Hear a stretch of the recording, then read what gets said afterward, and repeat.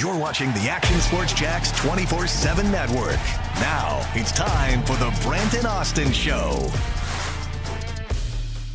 There it is, and we thought it could happen. I think many people around here hoped it would happen, and this is the most attention I've ever seen for Jags coordinators. And I keep saying it. Go back to 2008, Mike Smith, the last coordinator to be hired from the Jacksonville Jaguars, or away from the Jacksonville Jaguars when he was named coach of the Falcons. And Grant Udinski and Anthony Campanile, they did a nice job on the circuit, it sounds like. I think they've really put themselves and planted their flag to be future head coaches in the league. Now the Jags have to do it again and put them in that position because we know how that changes from year to year. So probably a terrific experience for those two men over the last 2 weeks, and a terrific news for the Jacksonville Jaguars and Liam Cohen as he gets his staff back.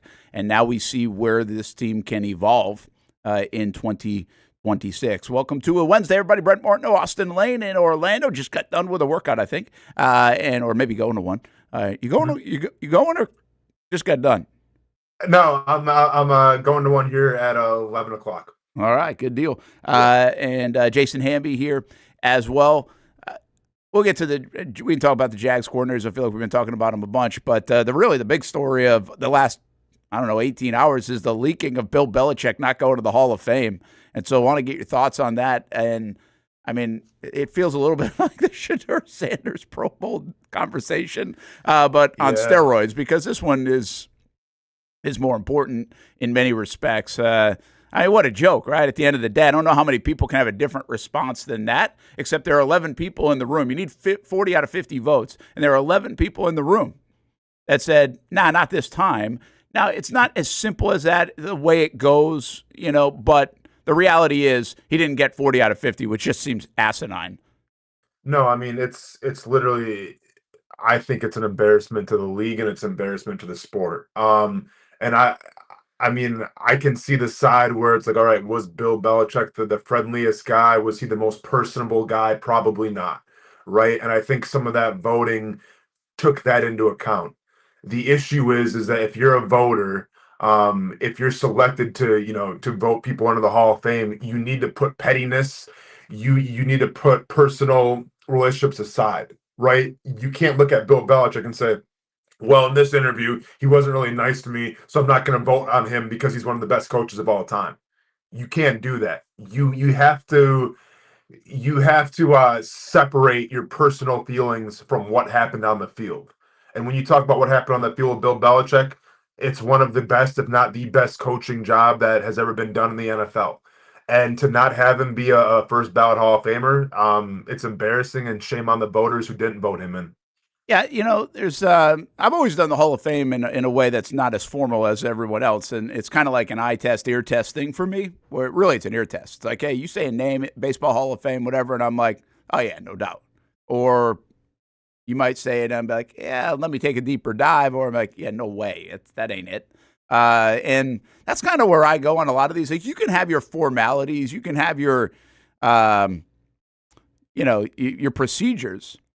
But in a way, and I don't watch a lot of these shows, but isn't it like American Idol or America's Got Talent or one of those kind of shows where the judges can just like put somebody through? Don't they have like one thing where they can just put somebody through? Oh yeah, like the golden buzzer or whatever. Yeah, right. They do something like that.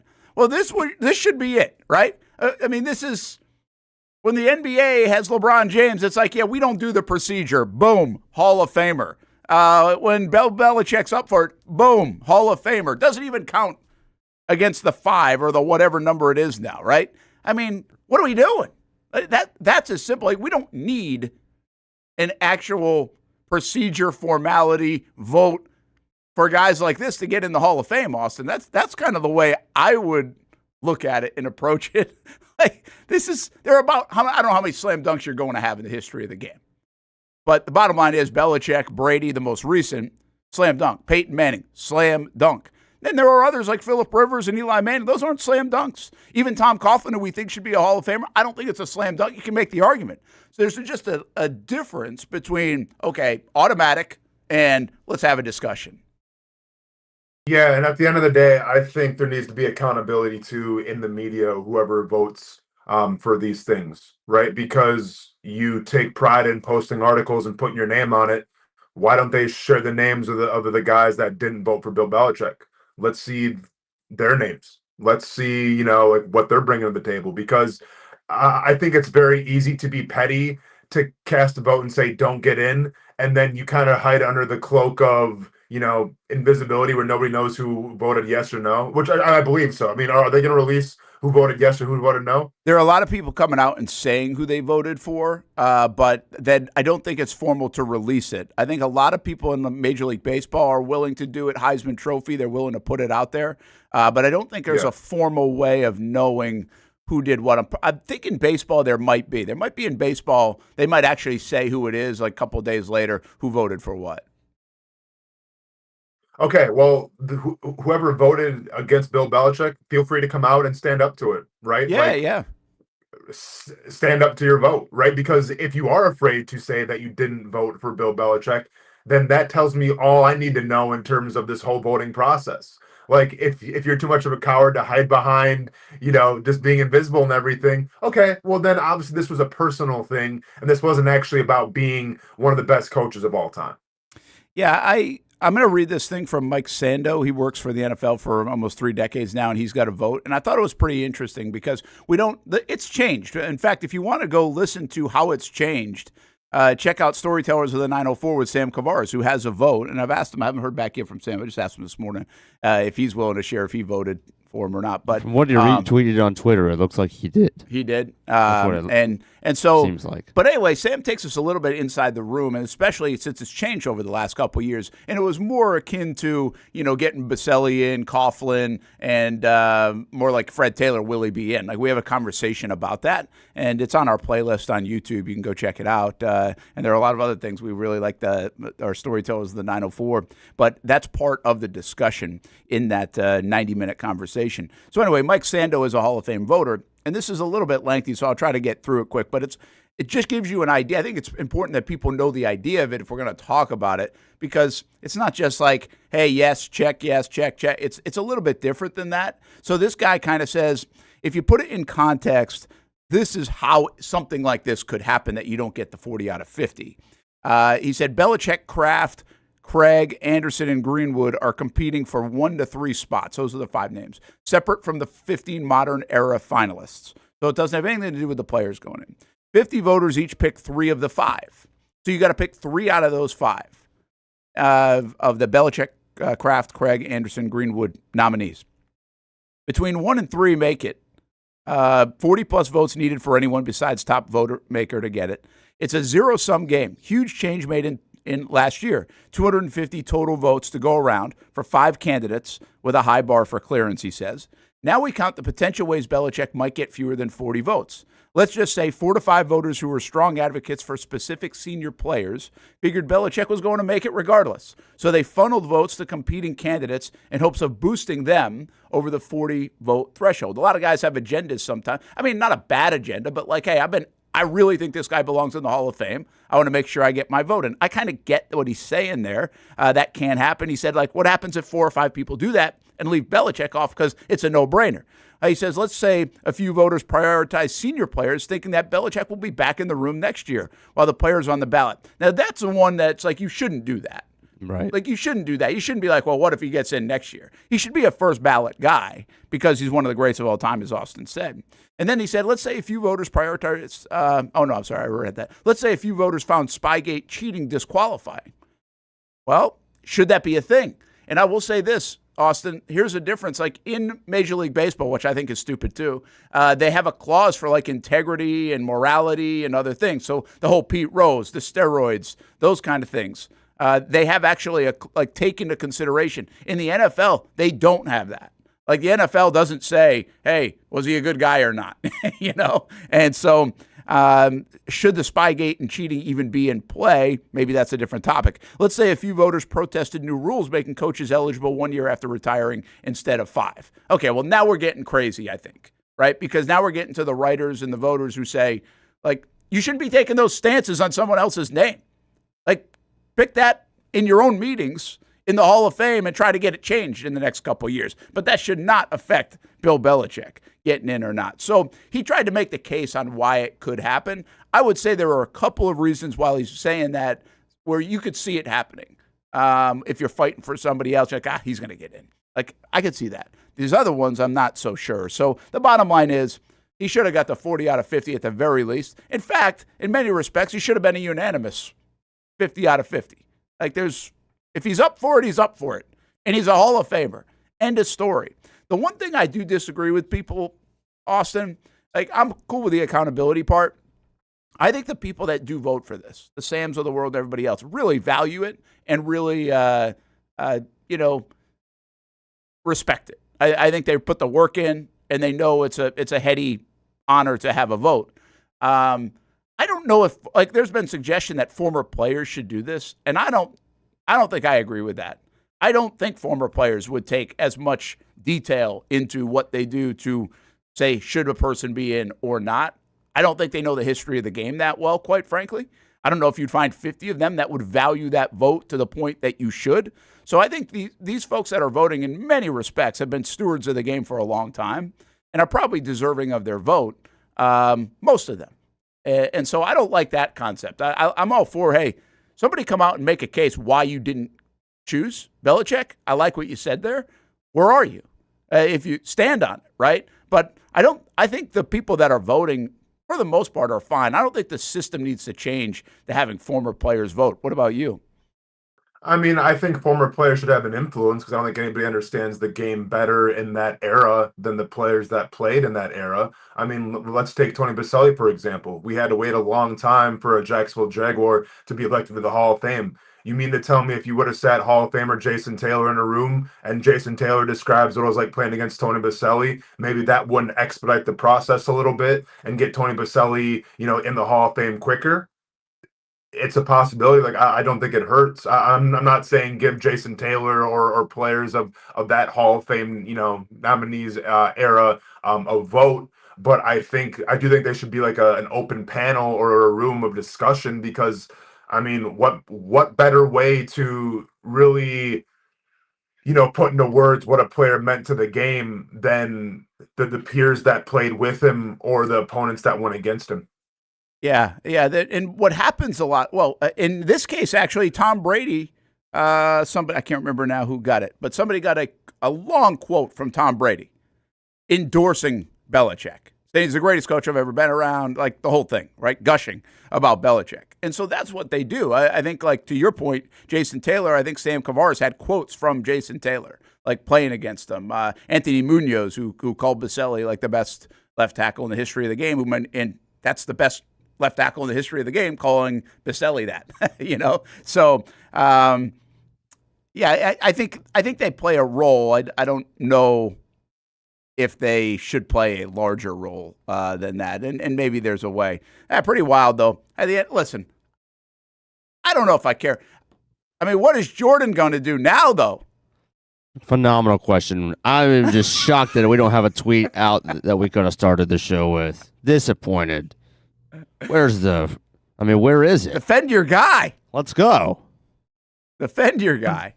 I don't believe, like, I understand if you're really in the weeds on some of this stuff, like first ballot, whatever means a lot. Belichick's going to get in. He's a Hall of Famer. Everybody knows it. And might get more shine because of this than he would have if he just got voted in. Who knows? But I don't care if he's a first ballot guy or not. Like, that stuff doesn't matter to me. Like, you could go back through the history of the game in baseball and football, and I don't know what that even, like, I don't know who is and who isn't. You're a Hall of Famer or you're not. It's black and white for me. So he's going to be in. I just think this really sheds light on the process and the stupidity, quite frankly. And I do think what you say, it's an embarrassment to the league, and it's an embarrassment to a cool place in the Pro Football Hall of Fame in Canton, Ohio, which they've done a great job with. But it's an indirect embarrassment on those two entities, even though they didn't ask for it. And that's the responsibility when you put these votes together, to not make that happen. You don't want that to be the story. Yeah, I mean, obviously, we love throwing away, around the word GOAT, greatest of all time and everything, but, like, let's just call it like it is. Like, Bill Belichick is on the Mount Rushmore of NFL coaches. And if you had a quarterback that was on the Mount Rushmore like a Tom Brady, guess what? First ballot Hall of Famer. if you have a running back that is in the Mount Rushmore of, you know, of greatest backs of all time, guess what? First ballot Hall of Famer, no questions asked. So you can go up top to bottom. I guess, punters and kickers, maybe not so much, right? But the general positions that get a lot more playing time. If you're truly considered the best or the second best at your position, you're a first ballot Hall of Famer. And for whatever reason, that same philosophy is not being used when we're talking about coaching, which is one of the most important positions, I feel like, in all football, is the head coach. So it's kind of, once again, with voting comes, politics and emotion and everything. And I'm sure some of it has to do with that, or maybe they just want to get their guys in, whatever the case may be. But when you have a head coach who's definitely considered on the Mount Rushmore, who might be the best to ever do it, he should be the first ballot. It's simple as that. And maybe it does bring more attention for the next time, but there shouldn't be a next time. Like, to me, it's disrespectful to the game. It's disrespectful to him. And it's disrespectful to an era where the Patriots absolutely dominated. Yeah, one of the greatest era, really, of maybe all time, to do it in this sport. Sam, it wasn't just you. He did go full transformer for a moment, but that's why we kind of stick with it and let it fix itself sometimes. We have no idea how it fixed itself, but it did fix itself. Brent Martineau, Austen Lane, Jason Hamby, we only got a few minutes with you, so I want to hit on some other topics.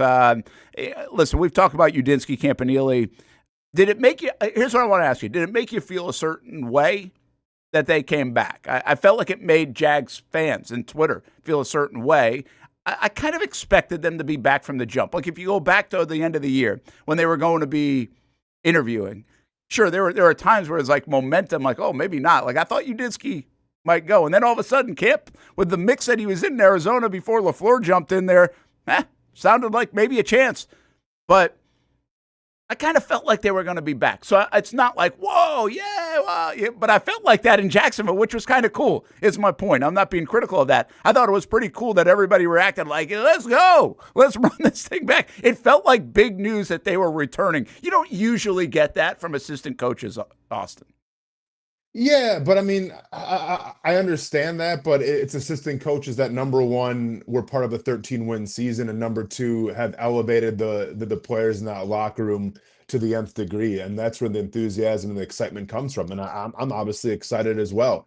Being a former player, like, and I get it. I think some guys are in tune to what's going on in the offseason, and some guys just get on vacation. They're in the Caribbean or whatever, and they're just relaxing. But I guarantee everybody that's a part of that organization was watching on social media to see, okay, are these guys coming back or not? Because anytime you got to go through a new coach, like, the meetings change, right?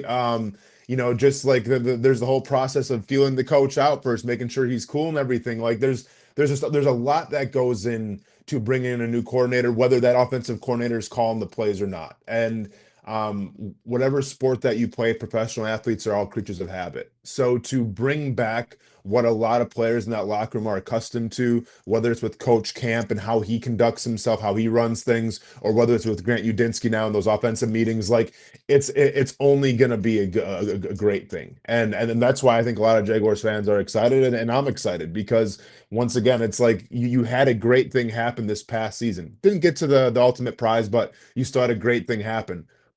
I didn't want to see it split up after 1 year, and sometimes that can happen and everything. So the fact that they're going to bring it back, the fact that they're going to re-rack it and have the same coaches and, bring some pieces here or there in different areas is only going to be a good thing. Yeah, it certainly can't hurt. And by the way, I think the Jags did them right, or maybe they had to do it. Maybe it's just the way the business goes, is now you got to give them a little bit of a bump, and so they're going to make even more money. And I don't know how much money they make. We were trying to guess that over the last couple of weeks. I'm thinking now the way coaches are making 10, 11, 12, 13, 15, 18, $20 million. I got to believe the coordinators now at this level are making upwards of $2.5, $3 million at a minimum, because that's what the good ones are making in college. Like, Venerables or whoever, like, to stay at Clemson for, wasn't he paid like $2 million? Yeah, it was a lot. Yeah, and that was 4 years ago or something. So I got to believe these guys are making over $3 million a year. I mean, it's just silly money thrown around in the NFL, and so good for them. So it's not a bad gig. You get to stay here. You get to learn a little bit more. You get to now assemble your staff or at least have more ideas on that, especially for a guy like Udinski. Like, I think that's a real thing. You make your connections, who you think you'll be with. I think the big win here for Liam Cohen, amongst all the things you just said, Austen, the fact that you don't have to go find two more, because that's not always a slam dunk. Like, it doesn't always work when you have to make those kind of changes. Just ask anybody who hires. It doesn't always work. And he's got two that work right now. There's some huge significance, I think, on the offensive side of the ball in just this general scope. Trevor Lawrence is now going to have the same coaching staff back for the first time in his career. Like, even 22 to 23, they lost Jim Bob Cooter. It's almost sad. Right? Well, it's a little bit the nature of it, but he's going to have back in. By the way, I think he's in more of a position now, and Austen, I would think we hope he's in more of a position now to almost be his own offensive coordinator anyway. He's been through so many things in his 5-year NFL career. I think we showed that McVay chart where it's like he wants the quarterback to be the co-offensive coordinator. We think that Trevor did a really nice job overall at the line of scrimmage this year. Took huge steps in that regard. I think where people were questioning, what's his football IQ and all this other stuff. Well, all the reports were that he did a really good job in that category, and that will only get better. So not only does he get all the coaches back, the continuity, the same voices, the evolution can continue, but he's in a better place than probably he's ever been going into an offseason and a season. No, without a doubt. I mean, and Liam Cohen alluded to this, that they're going to add more to the playbook. They're going to add some variations and some wrinkles and everything. Like hell, I mean, Trevor puts the wristband on, and as a new player, this up and coming season, 2 wristbands. Now we're going double. We're going wristband akimbo, if you will. And I'm not mad at it, man. I mean, if you want to flip it up. If you want to go both wrist akimbo style, let's go, man. But it's only going to be a great thing for this team and obviously Trevor Lawrence in this offense. All right, one other big league-wide thing. Did you see, I think I sent you guys this tweet, 18 new offensive coordinators in the National Football League this year. 18. How about the stunner that Denver fired their OC? I mean, what the hell do you have to do? Seriously. Bo Nix was playing at a pretty damn good level most of the year. You go to the AFC Championship game, playing in the snow. I can't imagine it was because of the AFC Championship game, but with Jarrett Stidham, I mean, 18 new offensive coordinators, Austen. That to me says even more about Trevor and everybody coming back together. You have an automatic advantage because you've got continuity where, what is that, like 60% of the league does not. No, without a doubt. But in Denver, though, is it really that crazy? Because, I mean, Peyton's still calling the plays, right? Fair enough. So it's Fair enough. Maybe they just didn't get along or anything. But, no, it is crazy that there's such a big turnaround now with offensive coordinators. But it goes to show you, teams need to be marinated with an identity. And if they're not, and even, in Denver, and I get Peyton was calling the plays, but, if you were to break down Denver's offense and tell me what their identity was, I think you could kind of take it in a lot of directions, which isn't necessarily a good thing. So I just think, I mean, teams are putting up more points than ever. Obviously, it's an offensive-driven league. And if you want to compete for a Super Bowl, I get defenses are great. You got to run the football, yada, yada, yada, but you got to put up points most importantly. So it's a crazy turnaround, but I get it. Yeah, I tell you, If you got a 17-year-old, a 16-year-old, or whatever coming to you for advice on what to do, get into football coaching, man. 100%. I know that sounds kind of goofy to say, but I don't really think it is. I think a lot of these guys, first of all, don't have the playing experience. Not a lot, but some. Or some don't come from these hefty, everybody's Alabama, Florida State, Florida, Michigan. It's not all that. There's certainly a connection game, but this coaching staff here in Jacksonville is a great example of working your way up, but also being youthful enough to be able to get to bigger places pretty fast. And the league has gone that way. And now you look at the turnover, and at least opportunity presents potentially if you can work your way up, if you've got a knack for that and calling plays and everything else. So it is not a bad way to go. Listen, everybody wants to go be the top of everything, but this is an interesting profession, I think, for all walks of life right now to be a part of, and the money is huge. The turnover is huge too. So don't look for any. Don't buy a house, but there's potential. I think. Listen, if my kid were like, "Hey, I want to get into coaching, I want to be in football," I'd be like, "Yeah, go to the offensive side." Yeah, man. But I would tell them too, just get ready for some really, really long nights, man. Because I get coaches get paid handsomely and everything. It's all about who you know, but the man hours that are required to be a top coordinator, a top head coach in this sport, man, like I've seen it firsthand, and there's a reason why I don't want to ever coach, man, because I've seen the behind the scenes and what goes into it, and that ain't, that's not for me, because to try to balance your personal life, your family life, and then your work life, man, and I think Liam Cohn does a great job, helps having his father, always around and everything. Not every coach is, but blessed enough to have that type of, I think relationship where your parents are so close by. So it's a rough thing, man. And I don't envy any NFL coach, regardless of how much money they're making. Yeah, no, I get. Listen, I'm not taking away from him. In fact, that's what they say about Udinski. He says unbelievable, and he doesn't have a wife. I don't think like girlfriend, all that stuff. I think he just is football. But because he's just football, he's climbing his way through. I mean, I think if you were in finance and you're 30 years old and you're a grinder and you want to work, I mean, obviously these are work jobs, right? I mean, but you can make some money in finance probably. If you want to be in real estate and you want to go out hustle people, you can do it. Like that's what the beauty of it. You can outwork people. That ain't the hard thing to do if you're willing to do it. That's pretty easy to do in most places. So it's just fascinating how much turnover. Like it felt like, I mean, you're talking about like a Pittsburgh organization and things like they used to be the model. They want the continuity. Not to be the case. All right, let's get you out of here, man. Go have a good workout. All right, man. And you'll burn more calories than me, most likely. Probably, for the next couple man. hours. I burned 1,500 in my first session and then 900 in my second session yesterday. So got to eat a little good at night, man, which was nice. So are you? I was going to say, are you putting that back in? Not all of that, or are you at a calorie deficit right now during this camp? I mean, I wouldn't say necessarily a calorie deficit. I probably am burning more than I'm putting back in right now, but like that's just because I'm working so hard with it. But as long as I'm getting my protein goals in and my carb goals in, that's all that matters. Like fats right now, I'm trying to cut out a little more. So weighed in this morning at 227, which is great, and I got down to 224 last night after my second training session. So I mean, it's super in depth, but long story short is I'm ahead of schedule where I should be right now, which is good. Yeah, I was telling Hamby I almost lost weight coming in. I almost had to pull over. I thought I was going to throw up. I think I literally stopped myself from throwing up today. That's my brag. All right. Now I feel great. Back at it. Here we go. I'll see you guys in the studio tomorrow. All right. See ya. Safe travels. It was insane, Hamby. Not going to lie. Like I thought I was going to throw up. On the highway? Yeah. Like I was like, oh, this is going to be a disaster. In the car. And I was like, what am I going to do? What do I got? I got nothing. And so I was like, where could I? Because I'm in like the toll lane coming. I was like, I could pull over. I was like, nah, I can get to like off the exit. Then I was like, I'll get to the station. And like something went away. Like I feel fine now.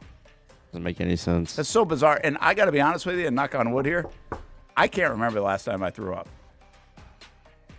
Like I have allergies a lot, so a lot of people assume I'm sick. So I get like allergies. I really, knock on wood again. I went to the combine 2 years ago, and that was the first time I had been like sick at the combine. I felt like so bad that day. And a lot of that precipitated by allergies, because sometimes it really just wears me down. And then whatever, I just didn't feel good.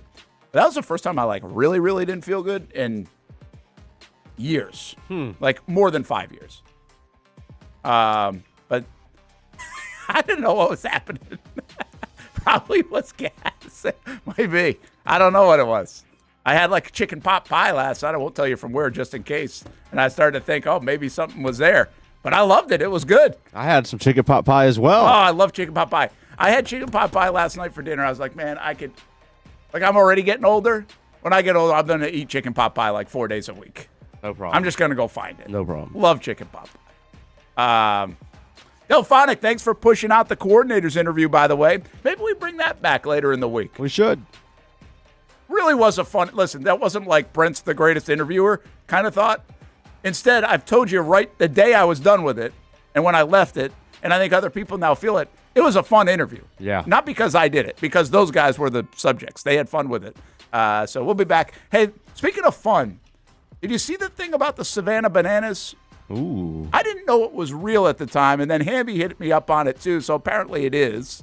Let me know or put it out. And it's interesting because we mentioned something kind of like it yesterday's show. Kind of like it, not fully like it. But we gave the Savannah Bananas kind of an idea. Maybe that will be down the road. They're doing something different first. I want to see if people think it will work. We'll be back on the Brent and Austin Show. If you don't see a pit, it ain't legit. When you hear that, you think Bono's Pit Barbecue, a staple in Northeast Florida now for 75 years. A place that feels like home with friendly service, a meeting place for friends, family, or business occasions. On the menu, the corn nuggets are a favorite in our house, but there's something for everyone. Sandwiches, platters, salads, sides, desserts, and family feasts. You see Bono's all over the place in Northeast Florida. You know, there are almost 20 locations in the Jacksonville area now, so stop on by, sit down, and dine in with Bono's. You can also take it to go. There are drive-thrus in many of the locations, and they have delivery options too. Just download the Bono's app to make things easy. I signed up for the loyalty program, and you can too, to get special offers. If Jacksonville is home, few things feel more Jacksonville than Bono's Pit Barbecue. Celebrate 75 years and many more to come. Bono's Pit Barbecue. If you don't see a pit, it ain't legit. Hi, I'm Greg Mackey from Cycles of Jacksonville. Whether you're looking for a side-by-side, ATV, motorcycle, or scooter, Honda has what you need. The Honda Talon. Ultimate performance meets family-friendly fun. Prices starting at $363 a month. Or the sporty Honda CBR 650 starting at an affordable $204 a month. Stop by and choose your adventure from a full line of Honda products. Only at Cycles of Jacksonville on Atlantic Boulevard. Family owned and operated since 1983. Hello, I'm Kenny Lay of Kenny Lay & Associates. Since 2003, our firm has fought exclusively for the rights of men in family law. Divorce, modification of child support, alimony, custody, and more, all for men. A father is vitally important to a child's life, and being a man is not a reason to pay more in child support or alimony. I'm a single father. I get it. If you have a divorce or other family law issue, contact Kenny Lay & Associates at divorcemenonly.com.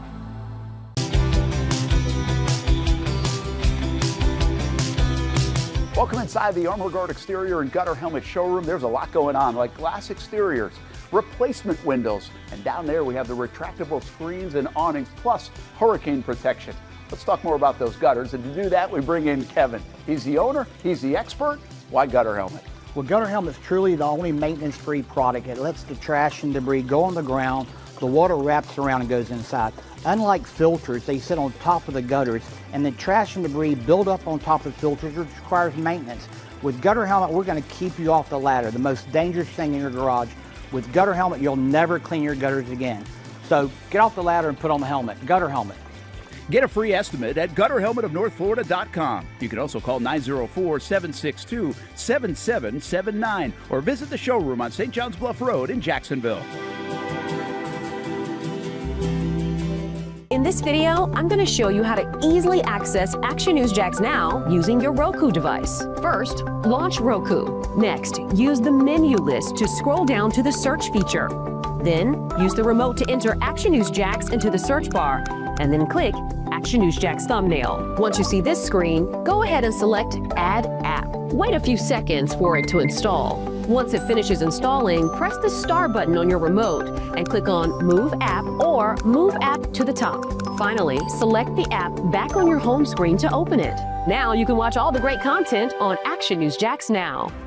Live daily breaking news. We have breaking news happening right now in Clay County. First alert weather and traffic. Looks like we have a tornado warning. Let's take a look at that. Action Sports Jax 24/7. We've got the Brent and Austin Show daily, live sporting events, and long-form interviews you can't see anywhere else. And shows like Law and Crime and much more. And that's how you access Action News Jax Now using your Roku device. Most of us know how to throw.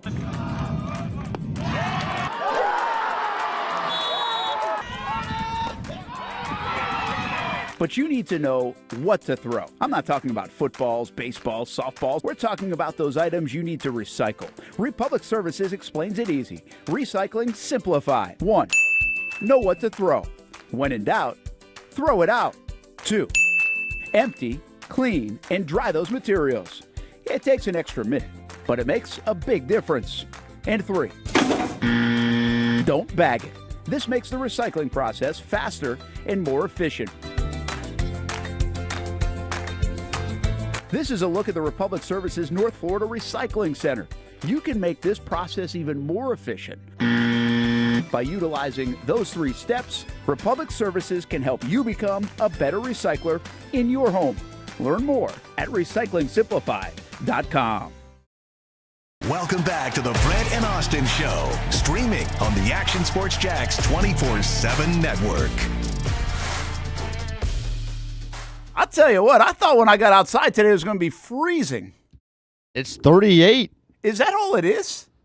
It was way nicer than that. Yeah, at home. It didn't feel bad at all. It really didn't. Now it's 45. I mean, the sun makes such a difference. I was at a ball game yesterday, and it was a little chilly when we started, but we were ready for it to be cold. You know, baseball cold. And I mean, the high temperature down there, I think it got to 51. The wind was quiet, but the sun, man, just makes such a difference. It really wasn't bad at all. Not bad at all. And we thought, we got games all this week, and we were like, it's going to be a chilly one, bundle up. We had a scrimmage last night, and it was we were out there till 9:15, 9:30. Oh, man, now that got cold, right? Yeah, but I mean, I was wearing this. I was good, and I was kind of fired up with the results, so I didn't really. Oh, you guys look good. Yeah, I mean, we played ourselves, and then it was me versus One way to win. The old ball coach. We drafted, and my team dominated. So dominated. I don't know if you want to dominate your own team. I wanted to dominate. Does that say something about depth, or is that just a one-off? Oh, I'm not worried about all that. We just play better than they did. Okay. By the way, I was talking about yakking in the car, and I think somebody I can't see the name said it happened on the Buckman. Yeah, that's brutal. That's not good. I actually think I have done it in the car once. Had nothing to do with drinking or anything like that. Just to let you know before your mind goes there. But it's the worst, man. That is the worst. It's like sell the car after that. Paint the car.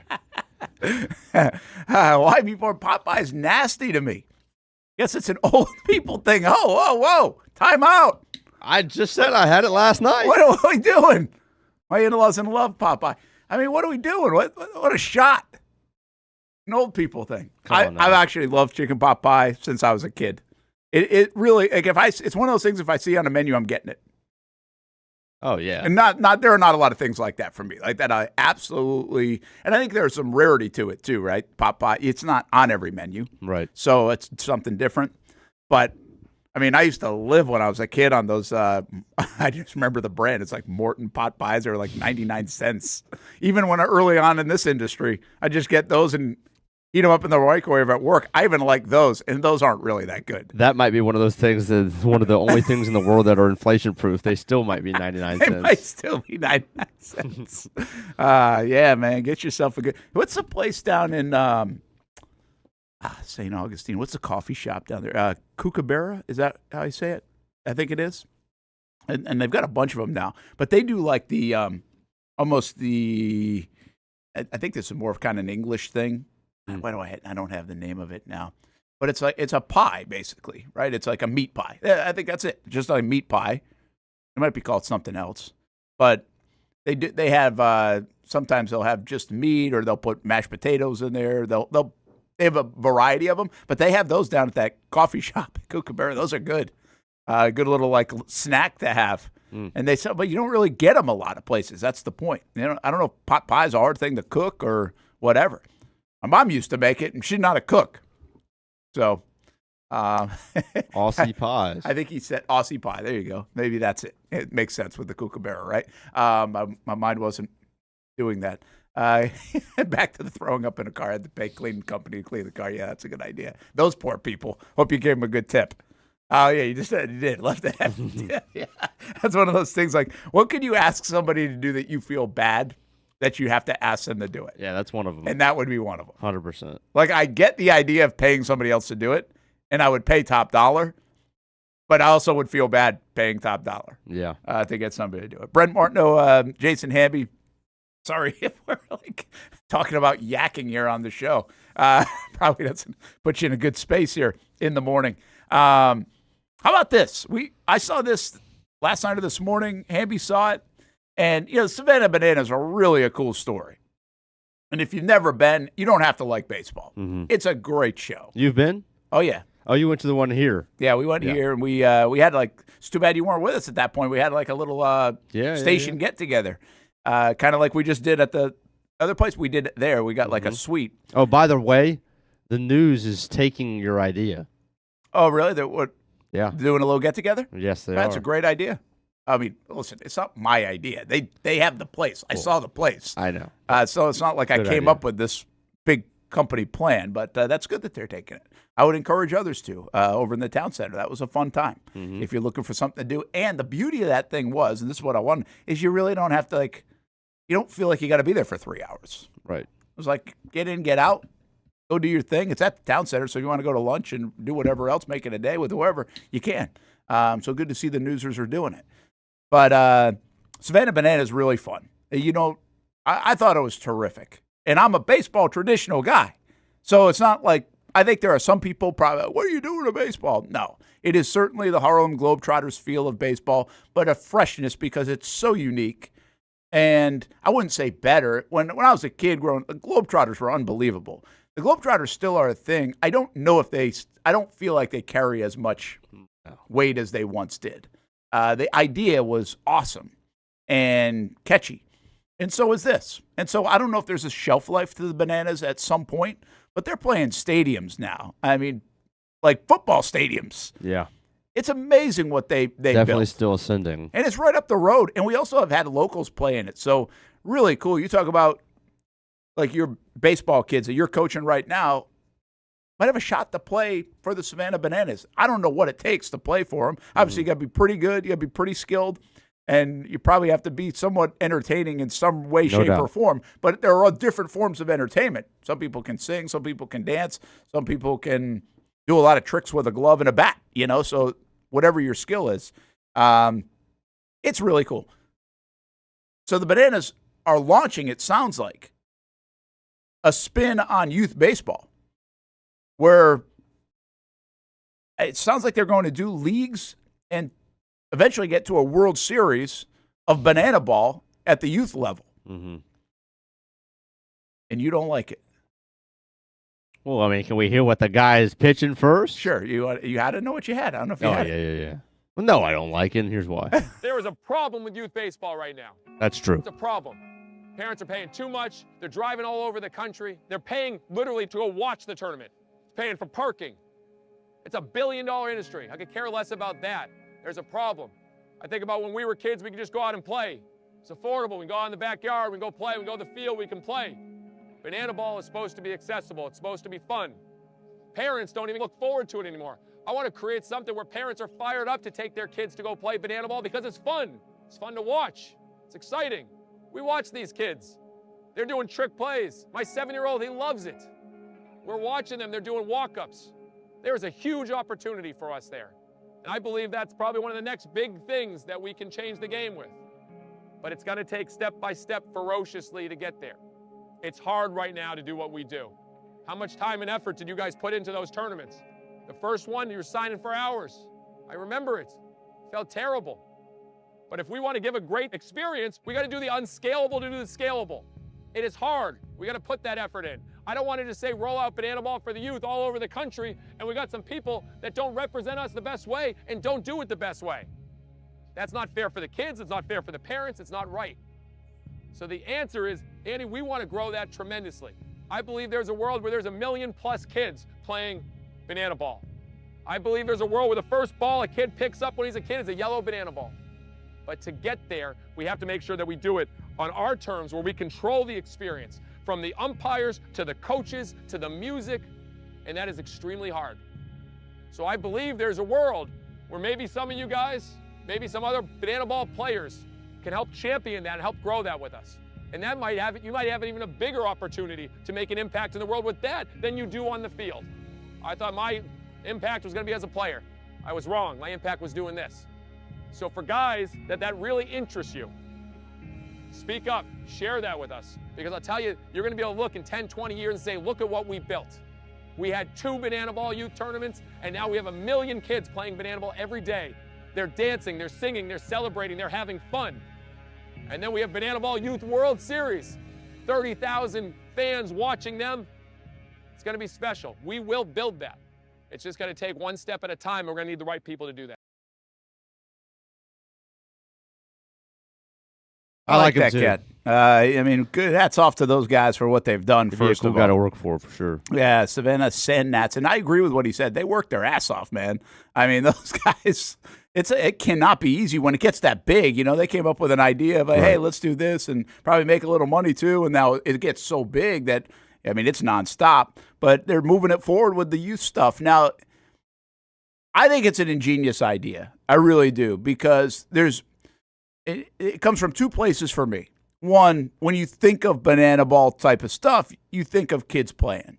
I'm going to say 3 places for me. When you think of baseball in general and kids, there have been thoughts over the years that there are less kids playing, which I think is being debunked a little bit now, but there are less kids playing is what people will say, because it's slow, and it's a slow game, and people are picking daisies instead of playing. Well, this would help that part of it. It's more entertainment, more fun, but you're still around ball and around the game of baseball.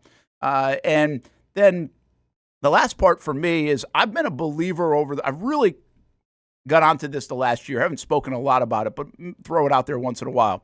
And we do a lot with baseball and softball with our no gate fees, and a lot. We try to do our part a little bit and just talk ball. And we love, that's a world we're still living in as parents, and love that world.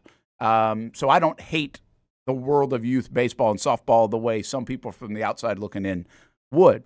But I do think the model of youth baseball specifically, and probably softball, but baseball, is about to get spun on its head over the next however long it takes. Maybe it's 3 years, maybe it's 5 years, maybe it's 10 years.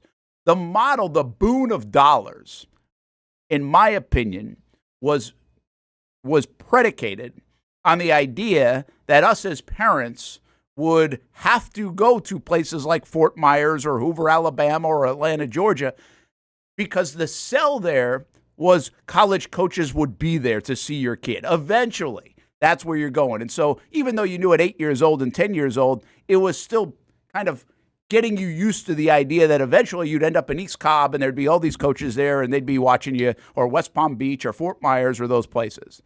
For the softballers, it's out in Colorado. It's in California, 2 huge tournaments where the coaches go. Well, look at the landscape of college sports. How many coaches are now showing up to West Palm Beach and Fort Myers? I'd like to know. And by the way, some of those, it's really predicated on the idea of like Kevin O'Sullivan and Link Jarrett and those guys showing up, because the grand dream is Florida State recruits you, even though, you know, it's like this much of a chance for most people that are there. Well, people really piggybacked off that, made a lot of money on parents trying to keep up with the Joneses and everybody else with that idea in mind. Now, I always looked at travel balls a different way. I never had that in mind. My idea, or my thought was, well, first of all, it's a system. You have no choice, right? I mean, the system is the system.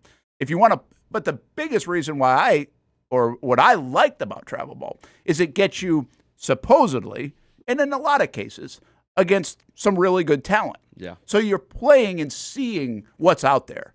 Now, that even gets watered down because there are so many damn events and everything else. So you go to Fort Myers and you got to get to like Saturday to see a good arm, or 1 out of the 4 days you're going to see a good arm, you know, because it's so watered down. But that's really, for me, if you look back and if you ask me, like, for my kids playing, what's the best part about the whole travel ball experience, I would say that. I'd say, as a kid growing up in Rhode Island who eventually went to play college baseball in Ohio, I had no idea what was out there. I thought we were pretty good, these Providence Townies and me and my buddy Pat and Paul and others, and like, hey, we feel like we can play with anybody in the state of Rhode Island. And we knew like Florida was pretty good and California was pretty good, but we didn't really know how good Ohio was. Yeah. And you go out to Ohio and you're like, damn, they're pretty good out here too. Oh, they've been playing like 100 games all summer. We don't even do that back home. Like that was eye-opening to me. Right. Well, for my kids, they know what good looks like. And the beauty is we're living in Florida. So when you go to Fort Myers or when you play with the Dodgers here in town or another outfit in town, you're playing with guys that are probably going to have a shot at the big leagues. Like you're really seeing that. And I like that part of it. Like, to me, that is cool. That they're going to grow up around people or they're going to know what it looks like. And they're also going to know, all right, I'm not, or have this like, I guess, false sense of, sure, I'm like really good. Right. Right. Now, hey, yes, I have a sense I can compete with that. Yeah. Right? So there's tons of ways to look at it. And again, I could do this for an hour about the why, but that is some of the why for me. I think that's leaving youth travel ball. Somebody's going to figure it out soon enough, but soon enough, you're going to sit there and keep paying all this money to go to travel ball stuff. And you're going to look up and there are going to be 3 coaches out there and it's going to be from, whatever junior college, some D3 in North Carolina and a D2 in Georgia. And not to say that's bad, by the way. Go find a place to play, and it's glad somebody showed up. But it's not littered with college coaches because they ain't recruiting freshmen, number one, right, or high school kids for the most part. They're going to hit the transfer portal. And the people that the Floridas are recruiting, like they don't need to go find them there. Now, this isn't black and white. It's not a blanket thing. But we're going to get to that. If this keeps trending in college, we're getting to that point. I think in almost every sport. Because, again, the high school stuff is really hard to find outside of that, like 1%. And we all know what the 1% looks like. The guy's throwing 97, and he might be in Ohio, or he might be down in Fort Myers. 97's 97, and he's going to one of the top 25 schools. Sure. So anyway, I mean, it's I think it's about to get flipped a little bit. I don't know if completely on its head, but travel ball is not going to be the boon, in my opinion, that it has been for the last 20 years. That's my prediction. At some point over the next 5, 10, 15, 20 years, I think we're going to see a flip of some kind. And I don't know what that is. And this won't take the place of it. Okay, the Savannah Bananas won't take the place of it. But the Savannah Bananas concept, in my opinion, to go attack the youth that don't want, like, your third baseball team for the 5-star Tigers, that really is a rec team but paying $250 a month to play or whatever it is.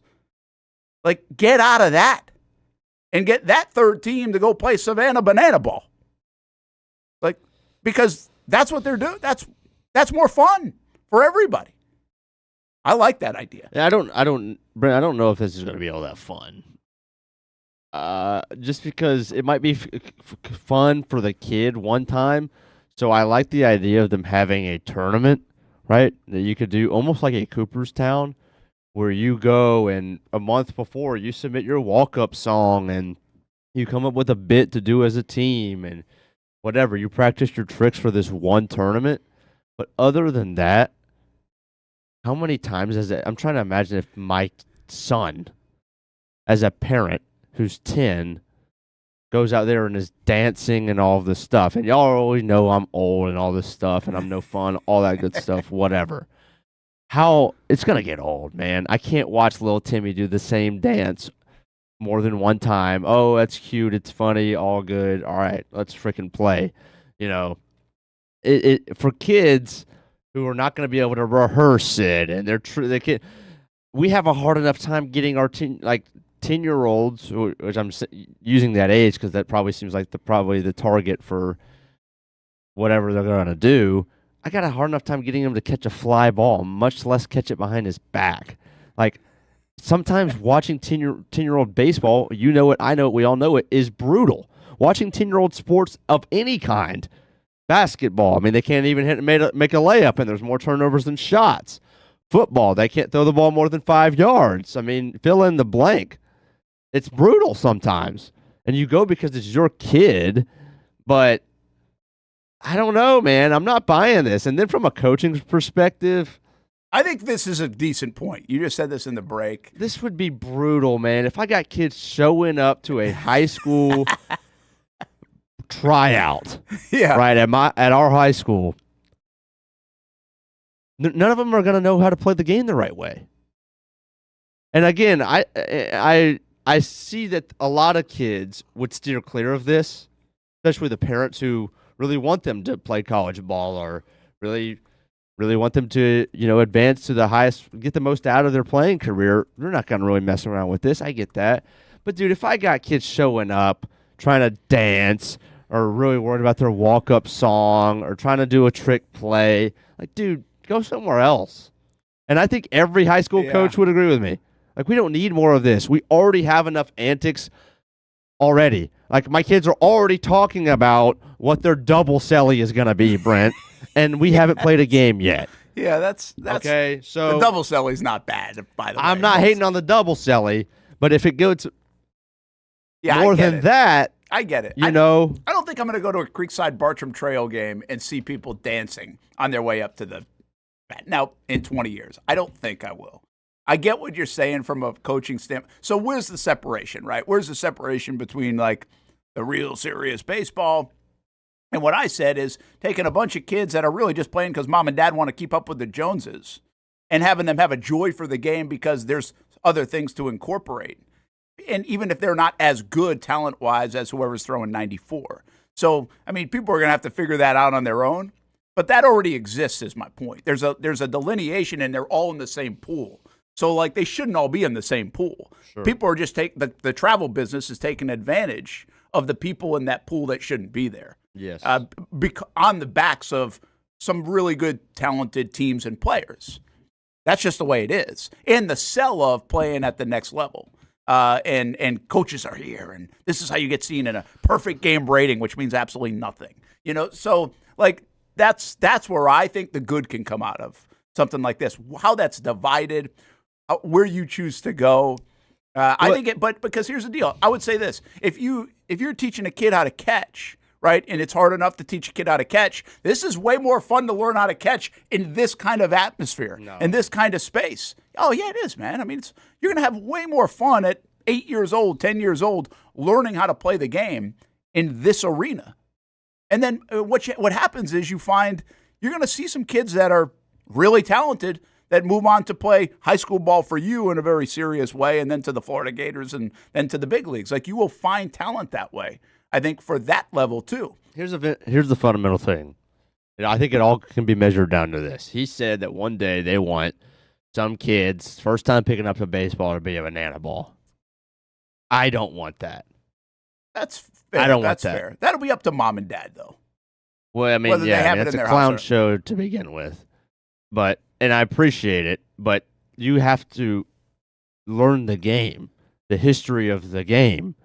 To me, a banana ball is a toy. A baseball is not a toy. And we can't blur the lines. But you get my kids had like toy bat and ball that weren't like a hard baseball. I understand that, but it's like you can't start somebody's baseball journey with. No, I think that's how you start their baseball journey. No. Yeah, man. Like I do. I really think like that's how you. A kid can have fun with an actual baseball. Well, no, he can at 2 and 3 years old. He's talking about at 2 years old or whatever. Like a banana ball would be the first ball. Like, yeah, that's how you introduce the game. I mean, that's why to me, I think you're just looking at it from the lens of like super serious, like maybe even us, at our fan that really like competition and love the sport of baseball and see how far you can go with it and all these other things. Or maybe Ty and Kaylee want to coach ball someday at like a high school or collegiate level, or who knows, even more. Like, that's one group of people, like, and that's okay group of people. I've always said I think it's okay to have something that's important to you, whether that's playing the piano or playing ball. And I think it's important to have something important to you that means something. But I also think there are a group of people that, like, in a big group of people that will never look at baseball that way or basketball that way or whatever that way. And this is a playground for them, I think, and that's what they're going to hit on. I just don't think that's realistic, though, Brent, because you've got to have a certain level of being good to enjoy this. Because if you can't catch the ball to begin with, what fun is this going to be? Because if they're really trying to do the banana ball model here, then it's not about outs and runs. It's about trick plays It's about time. It's about stuff like that. Bro, I watched a game. I watched a college game. Well, I won't do that one. If you go to Lake City in your 10U tournament, you're seeing a bunch of people out there that can't catch a ball anyway. So who gives a crap if he's like doing a backflip while trying to catch the ball? Because then it's way more just entertaining. Chaos. No, just chaos. Yeah, but you're going under the umbrella of what it is. This isn't like, hey, Hamby's going to coach a 10U team in Lake City, and we're going to a perfect game tournament, and a banana ball team's going to come in and try to win the tournament. That ain't it. It's its own little thing. No, I fully like get it. William says it's like similar to flag football. It's not similar. Well, it is similar in this sense. I can't play football. Like, Ty couldn't play football. Ty was 98 pounds when he started high school. He wasn't playing football. He could play flag football. And obviously, girls can play flag football, and some do play regular football, but majority don't. Can play flag football. It was an alternative to the sport to still really enjoy the sport, love the sport, but do it in a different way that allowed more people to do it. I actually think that's a pretty good comp. It just is missing the entertainment part of it.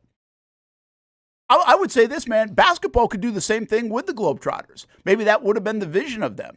Because there are a bunch of guys, Brent, 5 foot. I love basketball. Love playing hoops. And I think there are a lot of kids that are 12, 13, 14 years old, love playing hoops. Went out for the high school team. Brent's 5'5". Brent doesn't make the Brent's done playing basketball. Only like pick up whatever. Not to say I would have been a Globetrotter either, because I really can't dance and sing and do the rest. Sure. But what a way for an outlet to stay involved in the game in a different capacity if you do have some of those skill sets and you are 5'5" or 5'6". So again, I don't really feel like this is much competition, man. I think the people that would be going to this kind of youth ball, for the most part, I would suggest, and maybe I'll be dead wrong, but I would think, let's just say it's 80% of the people that would do this would not be playing high school ball for you anyway. From the jump, you would know at 8 to 9 to 10 years old, they ain't playing for high school baseball or college baseball. But it's an outlet to grow the game, keep people involved in the game, rather than them going to play lacrosse. Which is also okay. I'm just saying lacrosse or flag football or something else. So, yeah, it's interesting. Like, you feel like I do get some of your stuff. I think your most valid concern is how are you growing up to play? Because right now it's the opposite. It's like people are trained to play baseball the way it's always been played. And then you go to the Savannah Bananas potentially and become part entertainer, part baseball player because you have a skill set. With youth getting involved, they could be doing it almost an opposite way, where you actually are performer/baseball player and eventually might become a baseball player if you're really, really good at it. So, and that might be tough for coaches and traditionalists. And I feel like there are more traditionalists in baseball than almost any other sport. Most likely. And I've been one of them for a long time in a lot of different ways. But the goalposts move. I think this could be really good. First of all, I think these guys are really smart. And again, the idea of it working or not, I don't think you're wrestling with. I think it's going to work. I think it's actually going to work. No, well, depending on how they do it, I don't think it's going to work. Now, I don't want to bet against these guys because they're insane, and then everything they do works. But if they were to keep it as summer tournaments, like Cooperstown, where you can come and your team stays for a week, and they have people there to teach you how to do a choreographed bit on the way out to the field and all this stuff, and you get to learn how to do that and tricks and all this stuff, and then you play 3 or 4 games with walkout songs and all this stuff, people would buy into that. But if you're trying to make this a local thing, almost like an in-between rec and travel, no shot. I will tell you right now, listen, traditional baseball, whatever. I think it's really cool that when Ty's done playing college ball, if he wanted to go experience this. Now, I don't know if he has the skill set. I think maybe he has skill set baseball-wise. I don't know if Ty's not the most outgoing. From an entertainment standpoint, I'm not sure that part fits. But let's just say it did. The idea that you could go play with these guys for a year or two and have that as part of your life experience, I'm just so in on. Like, I think that is really cool. Yeah, Brent, it's like 200 people. Well, but it's growing. I mean, we brought this up. We brought this up yesterday. I think when we were talking about Orlando, we kind of threw it out there like, what if there's a league for the Savannah Bananas? Yes. And we didn't know they were doing the youth stuff. But we said, what if there's a league? There's 8 teams across the country or whatever it is. And you have, because I think there are more than 200 people. My point is, I think a lot more people would like to do this. I don't know what their applications are, but I bet they're pretty hefty. And they already what? Don't they already have 3 teams? I know they have 2. I don't know. I think they've added a 3rd team because they did some kind of tournament. And I'm pretty sure it was. Again, I'm not paying attention to every move they make, but I think they're growing that a little bit. Now, whether that's a good move or bad move, I don't know. But we just kind of threw it out there. Like, what if they had 8 real teams and you created a league for banana ball so it doesn't wear down the one outfit? You know, it more spreads it out. You think in 5 years people will this will still be just as popular? That's a good question. I was kind of thinking of this when we were getting on. I can't believe we were talking about it for this long. So, let me give you my experience. I'll just say this to answer your question. Yes, in 5 years. I don't know where it is in 15 years because I think what they've really hit on, in addition to the Globetrotters kind of aspect that probably nobody thought you could bring to baseball, is the fact that we're living in a time where the 1-minute hit is so big. Yeah. And so it is married with that, where now you go to Instagram, whatever, you pop on and you're like, oh, you see a reel. You don't have to even sit through the 2 hours, but you're like, that was fun. Like, I'll sit there and watch these guys, you know, play a game in Baton Rouge and do Callin' Baton Rouge songs coming out of the stands, you know, at LSU. Like, yeah. And it's great. And I watch it for 3 minutes and then I'm out. Like, I don't know if I need to watch them play baseball every day, but the actual show part, and they do a bang-up job on it, man. It was awesome. We went, I don't think I've ever done this in my life, gone to back-to-back days of a thing. We went to back-to-back days. I don't think I could have done it. And I don't think I've ever done that.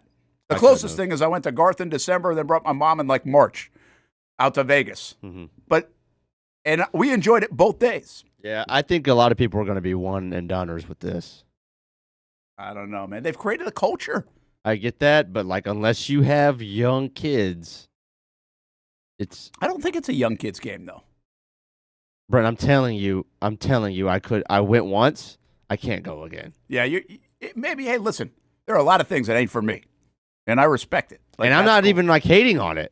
No, I get it. It doesn't do. Listen, I do this all the time. I mean, we have this show all the time. It's like there are just some things that doesn't do anything for me. I mean, I don't watch Marvel movies. The Superman, Spider-Man's, the thing doesn't do a damn thing for me. Does a lot for a lot of people, and I respect it, but doesn't do anything for me. Star Wars, nothing for me. I'm in the minority, man, on that stuff. But I just don't know anything about it, don't care about it, don't want to know about it. And you might be like this, and other people will be like this for the Savannah Bananas. The point is, there are a lot of people out there, and I think just by what they're doing and have done, there's a lot of people interested in it. If I could give one piece of advice for longevity, and what do I know, but I would almost try to go, like, involve 10% like WWE route, as in storylines to these players, because outside of a connection with an individual player, that's where I think people would show up multiple times. As if, you know, even if it's like a behind-the-scenes look of you have to get to know these guys on an individual basis, know their names, their stories, their backgrounds, create a feud here, create a feud there, make this guy a superstar. Yeah, baby. People would show up to that multiple times. But if these are like, and I know that these dudes individually have a big social media following, so like my brother-in-law knows who this dude is or that dude, but most people don't. Most grown adults don't. Yeah, I couldn't name one guy on the Savannah Bananas. Either. But isn't that the cool part? It's about the brand. I get that, but I think you're going to need some kind of storylines to get people. How they offset that a lot now. Again, we could get out the break, but it's interesting that we can talk about 45 minutes. I think it's a fascinating discussion. I don't know if anybody else does, but I'm in on it. So I think how they counter that a lot, though, is wherever they are. Like they'll bring, I forget who they've had. Who they have?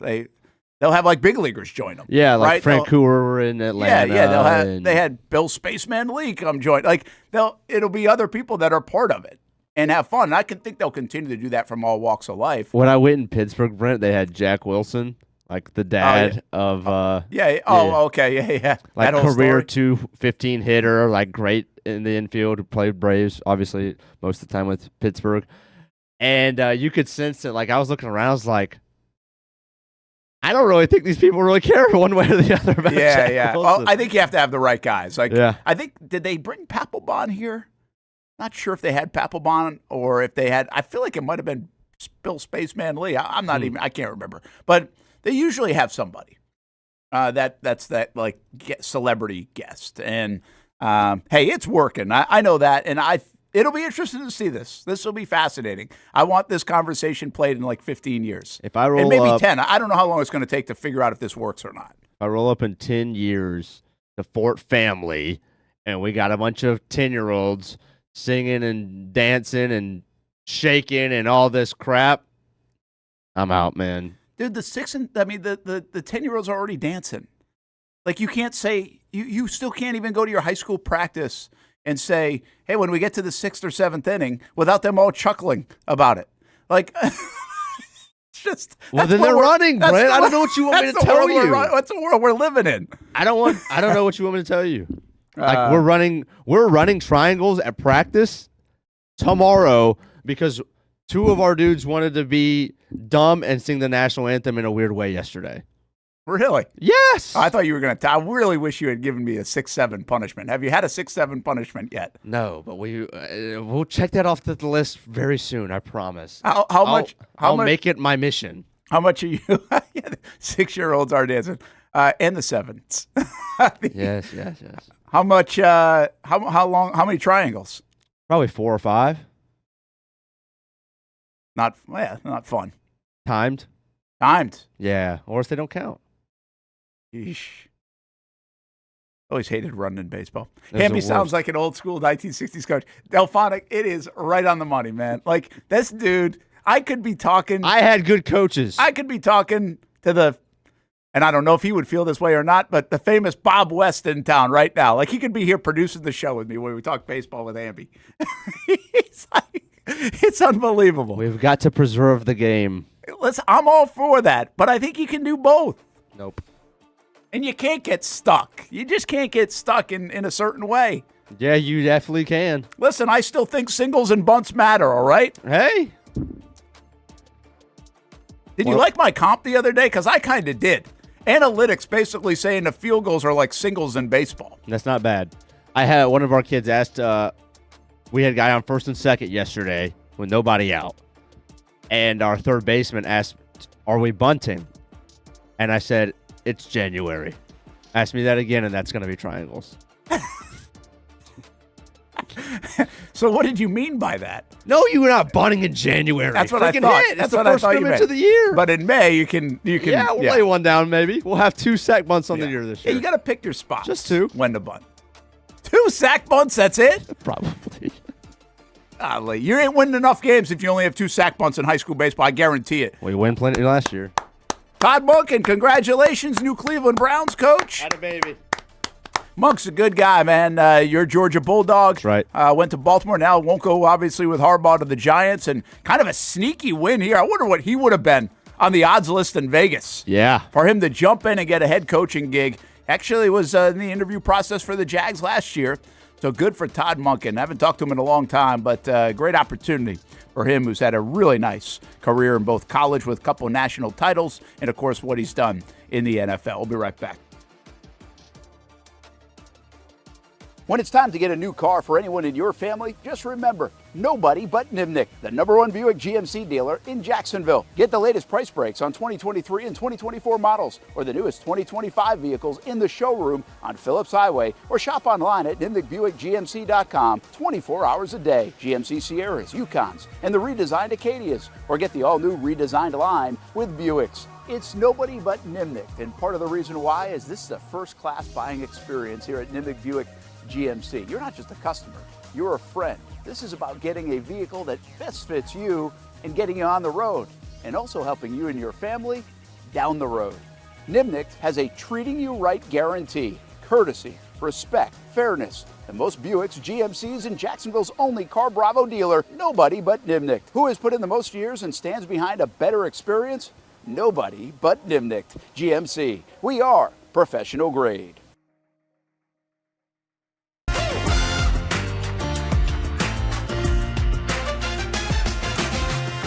Empower a future, inspire a dream. It's a bold but simple mission for the Jacksonville Police Athletic League known as Jax PAL. Help the next generation of kids in Jacksonville shape a brighter future. Their after-school programs, teenage leadership programs. There's community outreach. It's been just an awesome opportunity to be out here with my colleagues and do something good for the community. It's really been an interesting opportunity to just see everybody work together in a way that we don't normally in the office. And there's sports.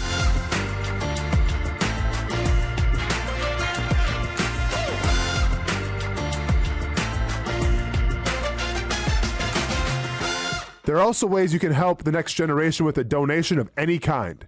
Just visit jaxpal.org to get more information. Empower a future, inspire a dream with Jax PAL.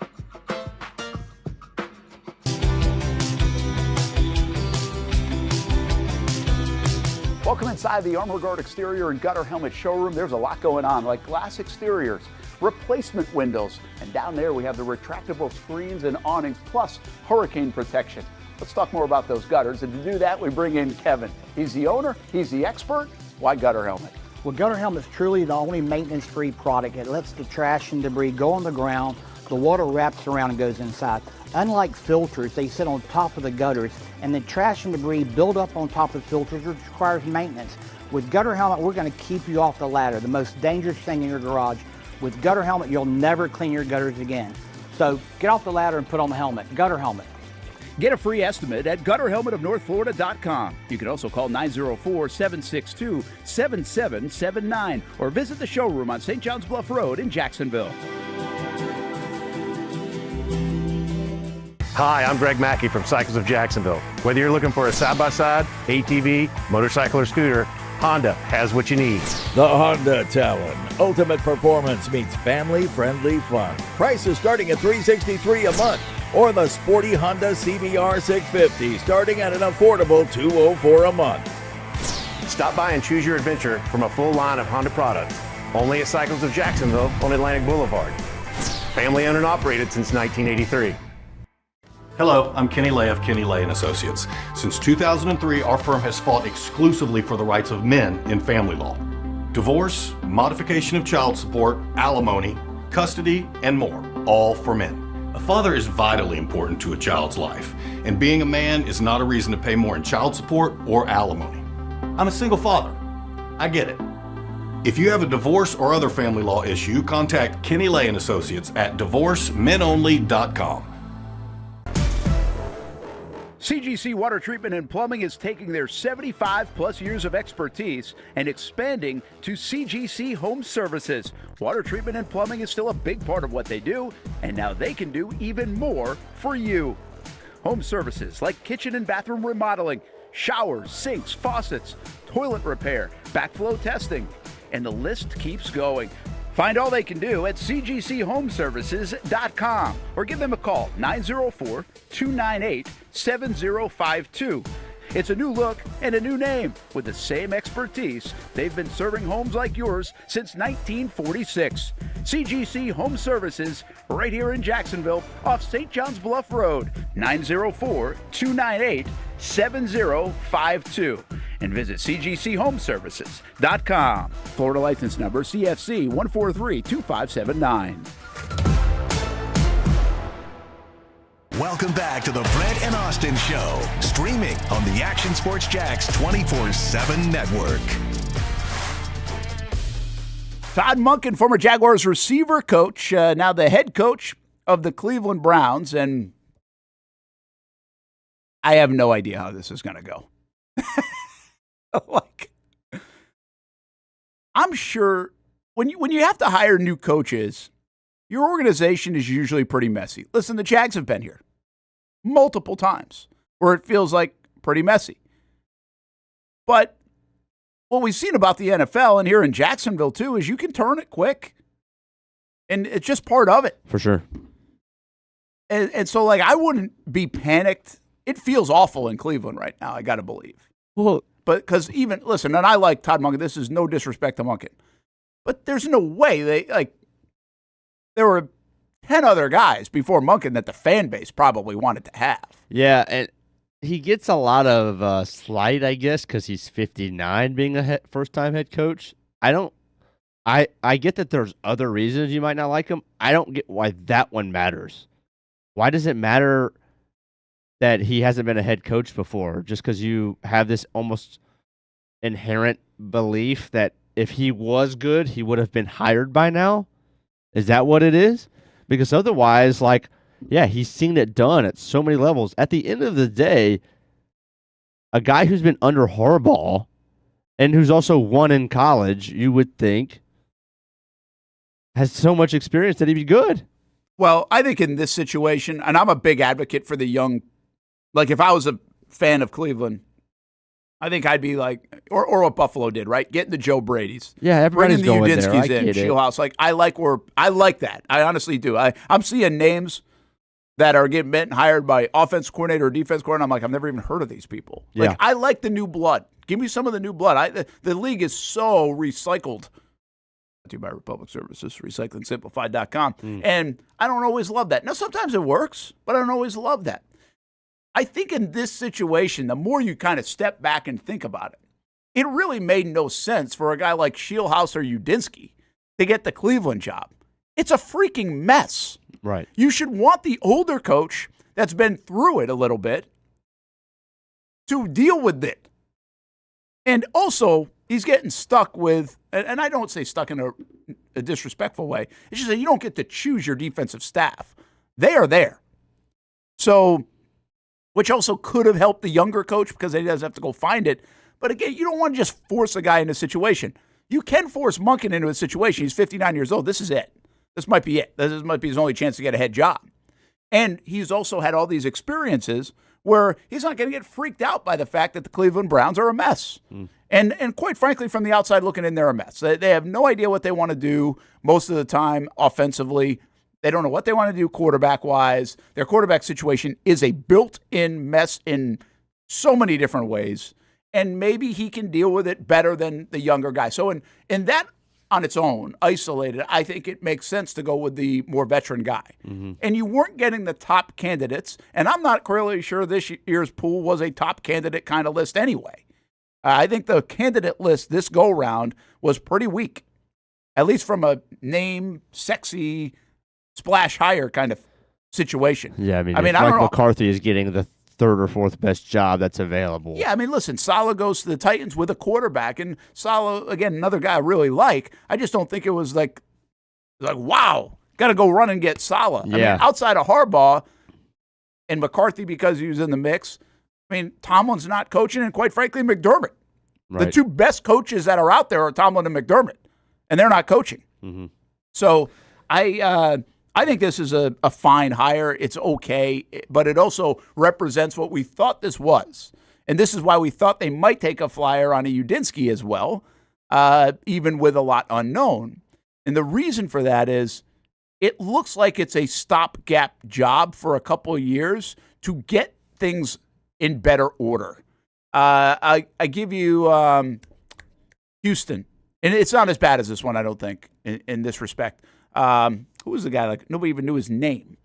Basically, who's the guy for 1 year in Houston After Bill O'B? Yeah, that kind of cleaned up the mess and did a pretty good job. And people were surprised that he didn't get more of a look before they hired D'Amico Ryans. Cullen? It wasn't Cullen. It was. Oh, it was Lovey or David Culley. Culley. Was he there for a whole year? Yes. Okay, so And that then was Lovey it. Smith was there for a year. So Lovey Smith, then Culley took over for him, right? No, Culley first. Oh, Culley was first. Yes, Cornell was the interim after Bill O'B was fired in 2020. Okay. Culley for a full year in 21. Lovey Smith for a full year in 22. Oh, okay. I forgot about the Lovey Smith part. Yeah. So, And then but I was D'Amico. thinking Culley.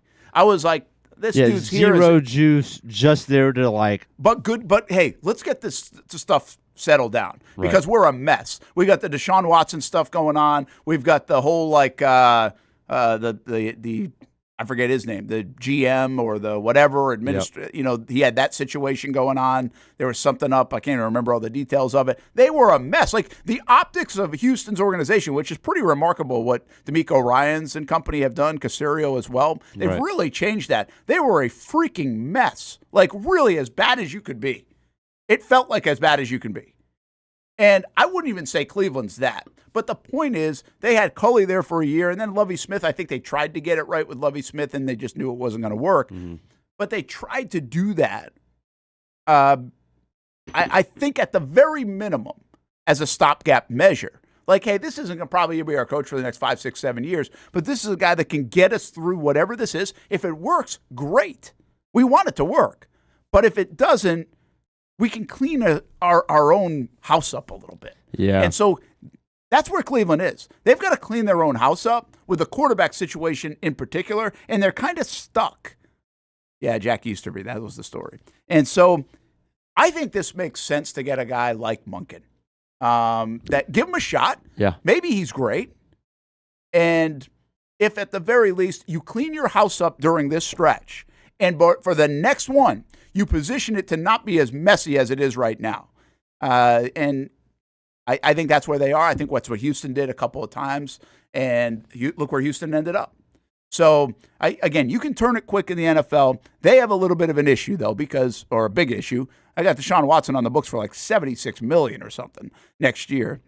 And give it a whirl, see if it goes. And if not, reset. But you're in a better spot for a cycle that maybe will be better in, say, 2 years. Right.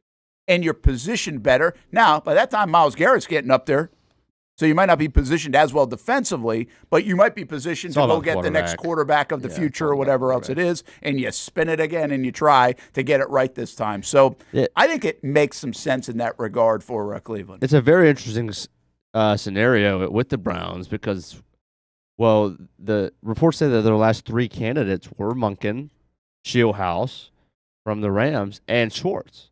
And we know that, I mean, a big reason why this took so long and probably why they're settling, I would guess, for Monken is because they want to keep Schwartz. There was, I mean, it's still possible that their final 3 candidates all could still be on the staff because Schwartz is kept as the DC, Monken obviously as your head coach. Well, if you want to hire Shieldhouse as your OC, he probably wouldn't take it, but it would be a promotion for him. Yeah, so he's the passing game coordinator with LA. I mean, you give him $1 million more on, you know, who knows? I would guess Monken's going to call the plays as the head coach, but who knows? So that's an interesting scenario where your final 3 candidates for your head coaching job could still be on the staff. Probably won't. But the next thing with Monken is, do you think that they really wanted Shieldhouse and couldn't get him? That Shieldhouse was backing out slowly but surely, like maybe Udinski was going, like already did. They didn't want another guy to back out, right? Maybe, and so they like, all right, we're going. We got to jump the gun here. I don't think they were ever going with Schwartz. Although there was some talk. Mary Kay Cabot covers the Browns, and I follow her reports, and they said I think a couple of days ago, hey, still Schwartz is very much in the mix, and I think it was more from a default standpoint. They had that guy in house if they couldn't get anybody else. You might be right on Shieldhouse. They're like, all right, listen, dude. Or we're getting ahead of this before you back out. Maybe they got the feel of that. Or maybe they didn't like him. Who knows? But they didn't like him enough. That was a tough job, I think, for a first time. I know you don't pass up these jobs. But if you're a hot candidate at 30, 35 years old like Udinski and Shieldhouse, that is walking into a fire, man. Like, that is not positioned for success. And if you want a long, long career and a good one, I mean, you got to put yourself in a position of success. Right. It's not just about the money. Like I said, he's got a rate. I mean, Grant Udinski's doing fine. Grant Udinski's going to make a lot of money in his life. So is Shieldhouse. The projection is those guys will do very well. Even if they're not head coaches at $10 million a year, they'll make $3 million a year somewhere for a long time to come. Mm-hmm. Money ain't going to be a problem. So you want to position yourself for success. I could see Shieldhouse doing that. Now, the thing about Schwartz, it's not like, oh, by the way, he did this. At least what we've heard is it's not, oh, he took the DC job. No, it's like basically before this process, this is how they muddied this up, is that they already said you're going to be the DC and we're keeping our defensive staff. And I think that was probably Myles Garrett influenced or just the fact that they had done very well. But you're pigeonholing you're screwing your search. search. Like they really did. And that to me would have been the biggest turnoff. Now, maybe they were open to things, saying, okay, you can bring your own in. It didn't sound like it, though. It sounded like this was going to be the deal. And right there's a red flag. You go interview if you're Udinski and others, but if I'm advising Udinski and they're telling me I got to take this defensive staff, that to me is like red flag number one, even beyond the contract of Watson, that this is not a great situation. Like, that's not how you should set up.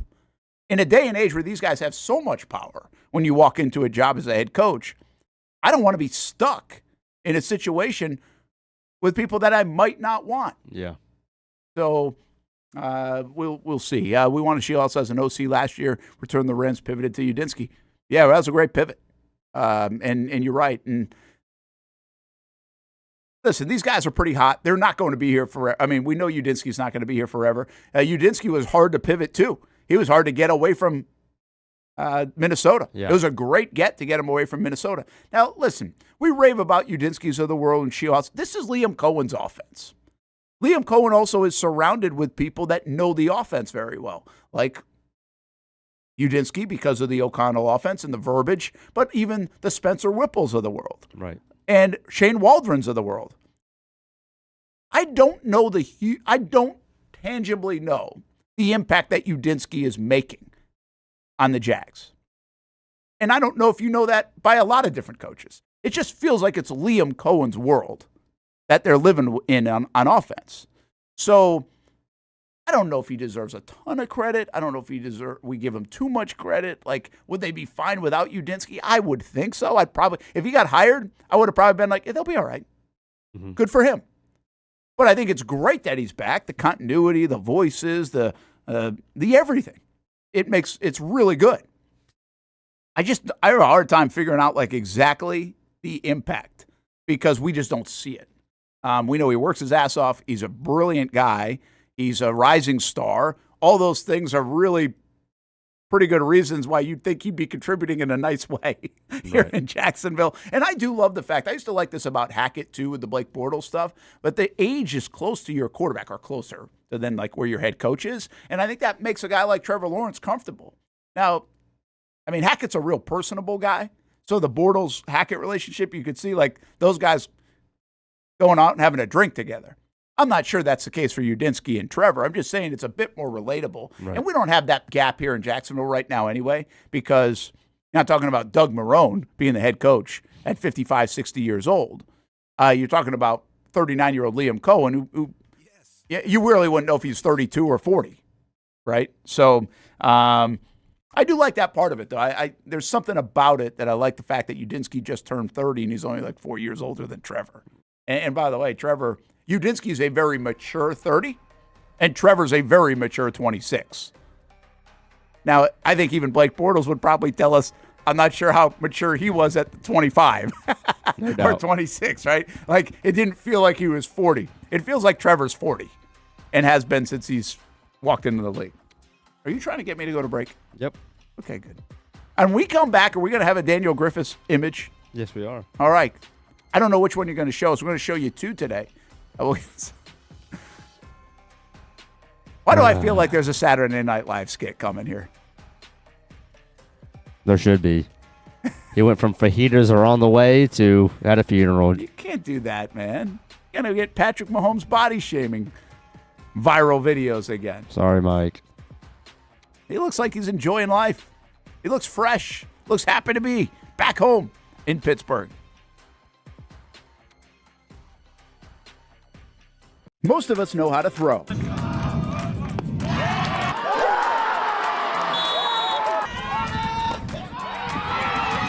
But you need to know what to throw. I'm not talking about footballs, baseballs, softballs. We're talking about those items you need to recycle. Republic Services explains it easy. Recycling simplified. 1. Know what to throw. When in doubt, throw it out. 2. Empty, clean, and dry those materials. It takes an extra minute, but it makes a big difference. And 3, don't bag it. This makes the recycling process faster and more efficient. This is a look at the Republic Services North Florida Recycling Center. You can make this process even more efficient. By utilizing those 3 steps, Republic Services can help you become a better recycler in your home. Learn more at recyclingsimplified.com. In this video, I'm going to show you how to easily access Action News Jax Now using your Roku device. First, launch Roku. Next, use the menu list to scroll down to the search feature. Then, use the remote to enter Action News Jax into the search bar, and then click Action News Jax thumbnail. Once you see this screen, go ahead and select Add App. Wait a few seconds for it to install. Once it finishes installing, press the star button on your remote and click on Move App or Move App to the top. Finally, select the app back on your home screen to open it. Now you can watch all the great content on Action News Jax Now. Live daily breaking news. We have breaking news happening right now in Clay County. First alert weather and traffic. Looks like we have a tornado warning. Let's take a look at that. Action Sports Jax 24/7. We've got the Brent and Austen Show daily, live sporting events, and long-form interviews you can't see anywhere else. And shows like Law and Crime and much more. And that's how you access Action News Jax Now using your Roku device. If you don't see a pit, it ain't legit. When you hear that, you think Bono's Pit Barbecue, a staple in Northeast Florida now for 75 years. A place that feels like home with friendly service, a meeting place for friends, family, or business occasions. On the menu, the corn nuggets are a favorite in our house, but there's something for everyone. Sandwiches, platters, salads, sides, desserts, and family feasts. You see Bono's all over the place in Northeast Florida. You know, there are almost 20 locations in the Jacksonville area now, so stop on by, sit down, and dine in with Bono's. You can also take it to go. There are drive-thrus in many of the locations, and they have delivery options too. Just download the Bono's app to make things easy. I signed up for the loyalty program, and you can too, to get special offers. If Jacksonville is home, few things feel more Jacksonville than Bono's Pit Barbecue. Celebrate 75 years and many more to come. Bono's Pit Barbecue. If you don't see a pit, it ain't legit. People helping people. It's at the core of what Alive Credit Union is all about, and it's been that way for over 70 years. From the start in 1954 to today, the mission remains to inspire financial wellness and give you a financially fit lifestyle. Alive Credit Union and its employees are committed to not only serving their valued members, but also our community here in Northeast Florida. I had a chance to see that commitment firsthand as Alive partnered with our Action Sports Jax 24/7 team to bring you Armada men's and women's soccer broadcasts. Inside the 18, it is a shot, and it's a goal! Chloe Chivers! And that connection to the community continues with Alive Credit Union's support of the Police Athletic League of Jacksonville. Alive Credit Union's commitment to our community also involves serving the financial needs of all first responders through the recent merger partnership with City and Police Federal Credit Union. Join the community and become a member of Alive Credit Union today. Find out the many ways you can be inspired in financial wellness at alivecu.coop.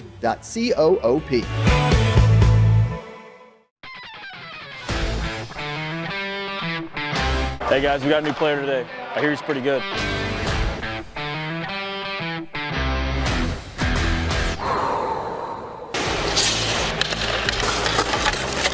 Heard this guy played in the NFL. I think he's an MMA fighter. I've actually been on his show, the Brent and Austen show. Football and fighting, that's the easy part. Let's see if I still have it on the ice.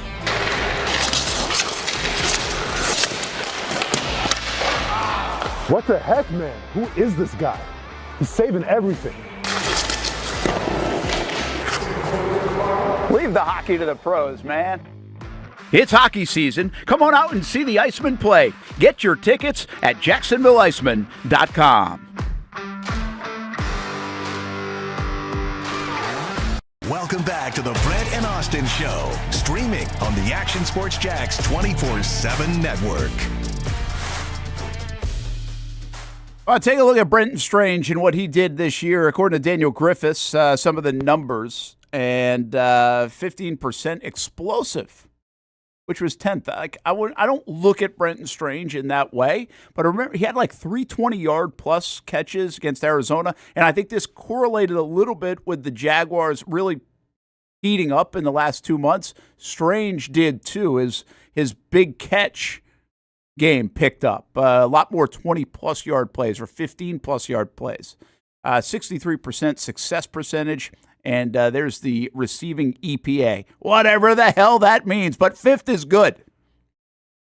I still never understand all these numbers. That's why we have Daniel Griffiths do it, and that's why you have him write about it on actionsportsjacks.com about Brenton Strange. All that he's really going position group by position group and taking a look at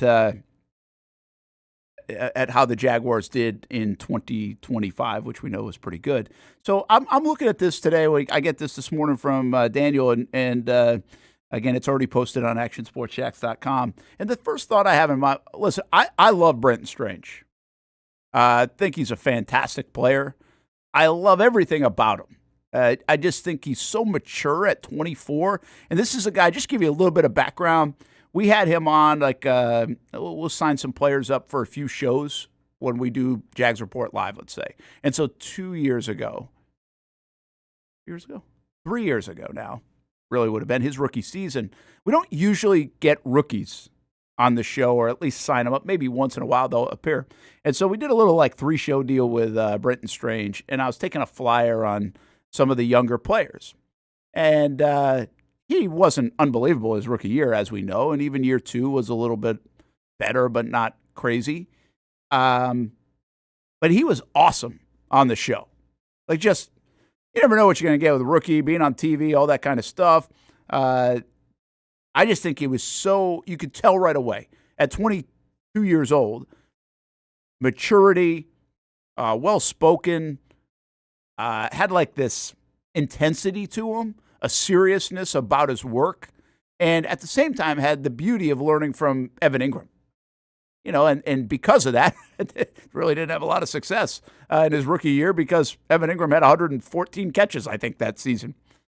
But I really just right away kind of liked Brenton Strange and thought there was something more there. Sometimes you just have a feel about it, and it doesn't always pan out. Then the big thing for Brenton Strange to me happened at the Combine a year ago. You remember this, Hamby? Mm-hmm. This is when James Gladstone, on the podium, when asked... First player. It was really the first player that got mentioned. Now, he had already had his introductory news conference and the Trevor questions, everything else. But I don't know if the question was directly about Brenton Strange or if it was about the tight end room in general. But he referenced Brenton Strange. And when he did that, he showered him with praise. And it was really odd to me, but cool at the same time. And I remember we talked about it that day on the show and probably for months after.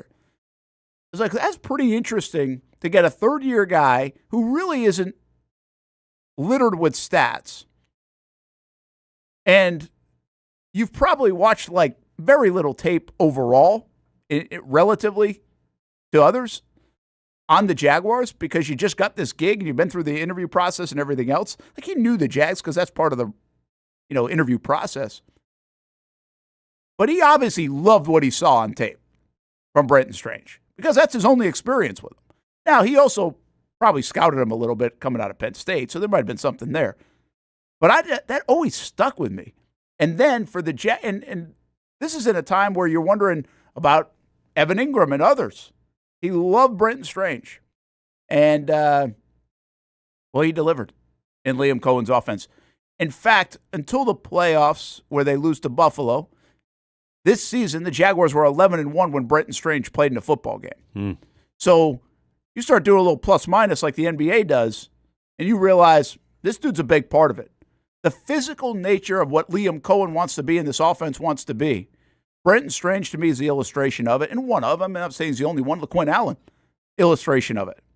So as I'm getting this article this morning, this is a long way of saying, I really, my first thought that popped into my mind was, is this guy about to be a star? Is this guy about to be one of the best tight ends in the league? Can he be a George Kittle-esque player? And here's why I would comp that way, because there are very few tight ends that block and catch. Kittle's one of those guys. And Kittle also is a guy that even Austen has said, if you take him out of the lineup for the San Francisco 49ers, the engine doesn't go as well. Is he that valuable to what they're doing? And can he become a star? So those are like the two questions that pop in my mind. Is he about to take another step going into year 4, which then, by the way, would be a contract that you'd have to consider, and I would think they already might be. Sneaky sign, by the way, this year. Yeah. If they really like him, could be a sneaky signing. Nobody's talking about that, but they could. And can this team, like, is he that important to this team? Is that 11-1, or was that just kind of the stretch where the Jags were struggling a little bit anyway, and it was coincidental? What do you think about those two questions? Do they need him to perform and to their highest levels? Mm-hmm. And is he on the verge of superstardom? I don't think he's on the verge of superstardom just because that only comes with statistical production and then even just in the offense that the Jaguars want to be or hope to be. He's never probably going to eclipse 1,000 yards. I don't think there's any way that he hits Evan Ingram's type numbers unless, you have, elongated absences from guys like Jacoby Myers or Parker or BTJ in the future. I just don't think he's that kind of guy. I mean, not that he can't, because he's certainly more than capable, but I just don't think he will be in this offense. It would be surprised. I mean, this year the Jags weren't close to having a 1,000-yard receiver, and that wasn't – I mean, they had a lot of different things going on. Like Parker wasn't a big part of the offense in the first half, and BTJ had some stuff, and obviously they didn't have Jacoby Myers for the first half. Like, take all that stuff away and give those guys 17 games. I still don't know if they have a guy who's over 1,000 yards. I mean, Parker, if he obviously stays on that trajectory that he did at that rate, then he would have. But, I just don't think Brenton Strange will have 1,000. Now, that being said, he is absolutely crucial to what the Jaguars do. And I don't think it really can be understated what he's able to do in the blocking game. The amount of times, that the guy is coming across and blocking a lot of the times what might be the other team's best edge player. He does it all the time. Mm-hmm. Or they're a weak side linebacker. And he's blowing these guys up. And you can tell just how, they did it at least once or twice a game, which is a ton in the grand scheme of things. How often he's coming around the other side and literally chips and just turns around. And it's a 15-yard play. Because nobody on the defense is expecting him to be involved in the pass game because he's already cracked them 3, 4, 5 times in the run game on that same look. Yeah. I don't think you can understate stuff like that. I totally agree with you. Like, that is huge. And Robert in the chat says Strange can at least 700. Yeah, 100%. Well, he was on pace for that. We did his projections. We're like, we'd be very happy if he's got about – it was all 6s. That's why I remember it. Yep. Wasn't a 7. 60 catches, 600 yards, 6 touchdowns. Boom. He would have had that easily. And what did he? Well, he didn't have the touchdowns. Yeah, what did he? We didn't get any. Let me look at it again. We did this recently, but I just don't want to get the numbers wrong. He had 46, 540, and 3 touchdowns. Yeah, in what? 13 games? Would have been 12 games without the playoffs. So if he plays 5 more games, by the way, he's probably there. catching 65, going for 700 plus. Right. And let's say it's 5 touchdowns, which would be fine. Right. So what I was going to real quick, because I don't want to get absurd and be dramatic about the George Kittle stuff, but I don't think he's going to be George Kittle's best year. Look at 89 receptions. No. He's doing right. 88 receptions. Almost 1,400 yards and 5 touchdowns. Definitely not. That's not it. But in 2022, George Kittle, he played in 15 games because Kittle playing the whole season has become very rare. Well, actually, not as bad. At times in his career, it's been a thing, but actually played 15, 16 games quite a bit in his career, which I don't think people would guess. Definitely not fantasy football players. 60 catches, 765 yards, 11 touchdowns. That was in 22. In 23, and that was in 15 games. In 23, he had 65 catches, 1,000 yards, which means he went for 15-7 a catch out of the tight end spot, and he had 6 touchdowns. So I actually think like that's the space to live in. Let's even say in between. I think he can have 60 to 65. Yeah. For 900, 800 yards. Yeah. And a 5 to 7 to a high water of an 8 kind of touchdown catch season. Right. I really think he can do that. And that's not far off from Kittle. And again, Kittle's blocking too. So he's part of that, and he's part of that motion and shift offense, and Shanahan's running, and he's a tough one to match up with. So, yeah, I think there's a real possibility that Brenton Strange can take off to another level. Mm-hmm. And really, you'd be happy with consistency. You got to stay healthy. I actually think he came back even a bit early. I was reading tea leaves between maybe some of the things that coaches and players were saying about him when we were asking, and it was almost like, he ain't even healthy. He's playing through some stuff. It'll be interesting if we get to see him in the offseason, how much he was playing through, even late. But I think he's such a tough dude, wants to be out there, and made sure he was out there for the Jags. And when he was a big difference maker. So, And again, if this is the offense we get, if this is the Jacksonville Jaguars offense that becomes pretty pass-oriented in a way, and you put it in Trevor's hands, his last, this is what he did in his last however many games. 6 catches for 52, not the Bills. The Bills, he was pretty quiet, surprisingly. I thought he'd have more of an impact. Yeah. 6 for 52, had a touchdown. 3 for 54, that means 18 yards a catch. 5 for 39, only 1 catch against the Jets. Everybody had numbers against the Jets. So, I mean, it was just okay in that stretch. 3 for 27, 3 for 45 and a touchdown. Had the big touchdown over the middle against the Titans, remember? 5 for 93 was his big game. No touchdowns against the Cardinals, but that's when he had 3 20-plus yard catches. Had a 22-yard catch against the Chiefs. That was before he got hurt. So the Cardinals was when he kind of came back and got in the mix again. I actually thought the numbers would be piled up a little bit more with the Jags offense taking off. And to your point, it shows that they were going all over the place. There was a Jets game where they gave it to all the running backs. There was a Myers or BTJ game, and then it became the Parker Washington show. So, And that is a little bit nature of their offense. But I think he has more 5 catches for 93-yard days in him in his career. Not every week, but I think you might see 3 or 4 of those kind of days in 2026. No doubt. And therefore the yards and the catches and the touchdowns go up. Sure. I think the only other part of this is when you're looking at this offseason is the tight end to a position where the Jags might consider upgrading. Because Hunter Long didn't end up probably being quite what they thought. I would think that's safe to say. He was banged up for a large percent, or at least had nagging stuff for a large part of the season. Yeah, I would just double on that for a second. I actually think the Jaguars' backup tight ends performed way better than anybody would have imagined. Now, it didn't come by one player, but Hunter Long and Johnny Munt, I think, set career highs in like catches and stuff. Like they were a factor. And then Quentin Morris comes alive and becomes a big factor. And I really don't know this. This would be an interesting question. Hunter Long was so beat up. So beat up. He was on. He missed a couple games. He comes back. Remember when he got lit up across the middle on the one play?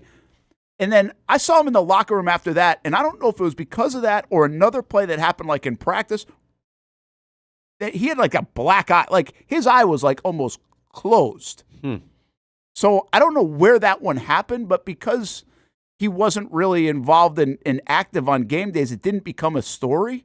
But he had this huge brace on even when he was eligible to come back. So I don't know if I guess I should find this out. I never really knew when he wasn't active on game days, when it looked like he was healthy enough. Was it because he really wasn't fully healthy? He was just trying to get back? Or was it because Morris and Munt just gave them a better option at that time? Yeah. But I got to believe the way he was beat up, man, I think he was really trying to work through things.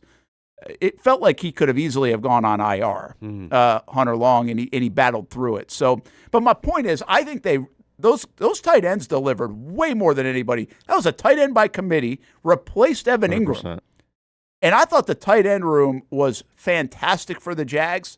Obviously, Brenton Strange leading the way, but as Coach Rip says here, Morris really became a part of this thing. He was awesome. But I think what Hunter Long and Johnny Munt did at times, specifically Long in the first half of the year, I don't lose sight on that. I think he was pretty damn good and better than anybody thought he would be. So I don't think you're bringing those guys back. I think this is what you were getting to. Yeah, I just don't think Do they need a tight end too? Now, Morris might be coming back. I Who hope knows? so. I hope so. He was great. But I think you can draft a young tight end. You got 11 picks. I think you can draft another guy like in the third round or the fifth, whatever it might be. I don't know what the tight end class looks like this year. But I think you start to get that. What I don't know fully is how much they need two tight ends to produce. As long as Brenton Strange is producing, what you have to be careful of, in my opinion, is the drop-off. You don't want to be so good in one spot, but you're when you like quarterback, right? Obviously, if Trevor goes out, it's a huge drop-off. But the beauty of it is Travis Etienne's having a bad day, or if he missed the game, you felt like Tootin could do something similar. If BTJ misses a game, well, you had other guys. I mean, he doesn't have a skill set, but you have other guys that you could survive it. If the left tackle goes out, well, now it's Cole Van Landen. If Walker Little's back, he's played it before. You could be in a much worse situation. So go ahead and feed me Oscar Delp in the 6th round. Yeah, not bad. Come on. Yeah. Let's do that. Delphonic, I thought we had 13 picks. What the hell do we have? Is it in Jacksonville? Is it 11? I think it's 11. Haven't we done this? Because I thought it was 9. Like, I actually was miscounting to 9. I don't think it's 13 picks. This is how little I've looked at the draft stuff, which is weird, right, in general. But also, the Jags don't have a first rounder. Chalk, your mock's going to be wild. I'm counting 9, but I don't think that's right. See, you counted 9. That's what I had counted at one time. Then we went through this and we added like 11. I don't think they have 13 picks. It's either 9 or 11. I'm pretty sure.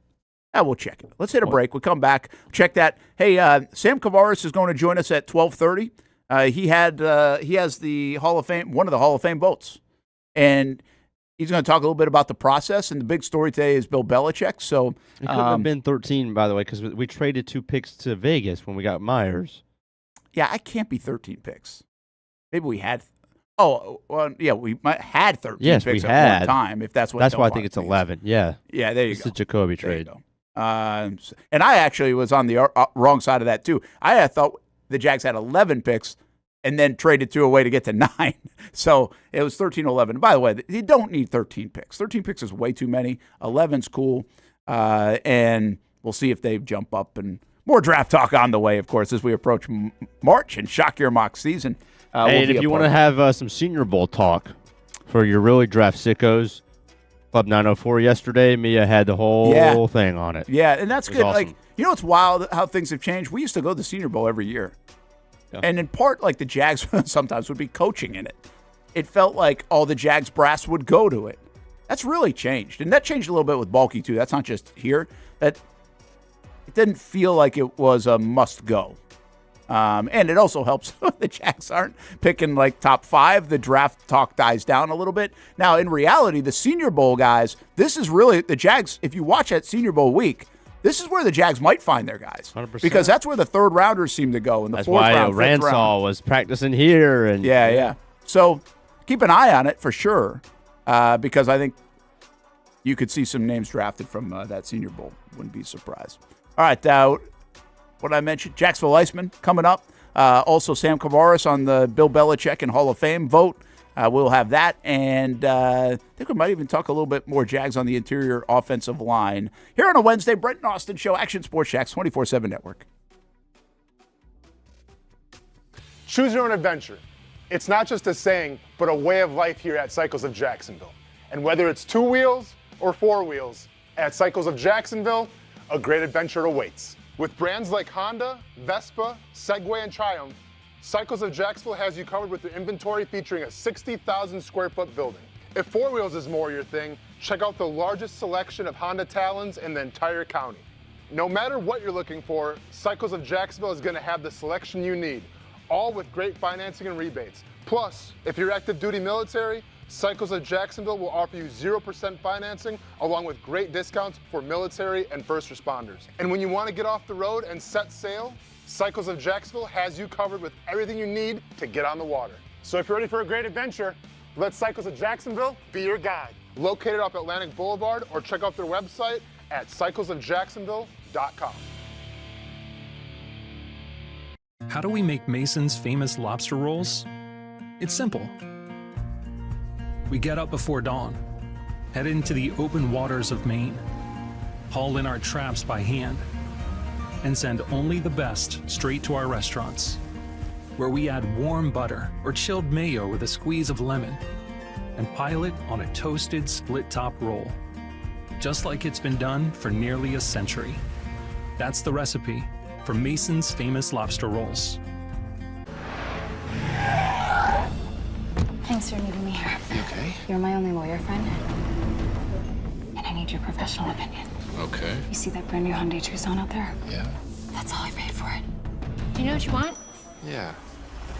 I think I do. Enjoy your new car. Thanks. Bye-bye. Deal so right, it almost feels wrong. The Hyundai Getaway Sales Event. Lease a Hyundai Tucson for $259 a month, or get 2.99% APR, or get $1,750 bonus cash. Hurry in.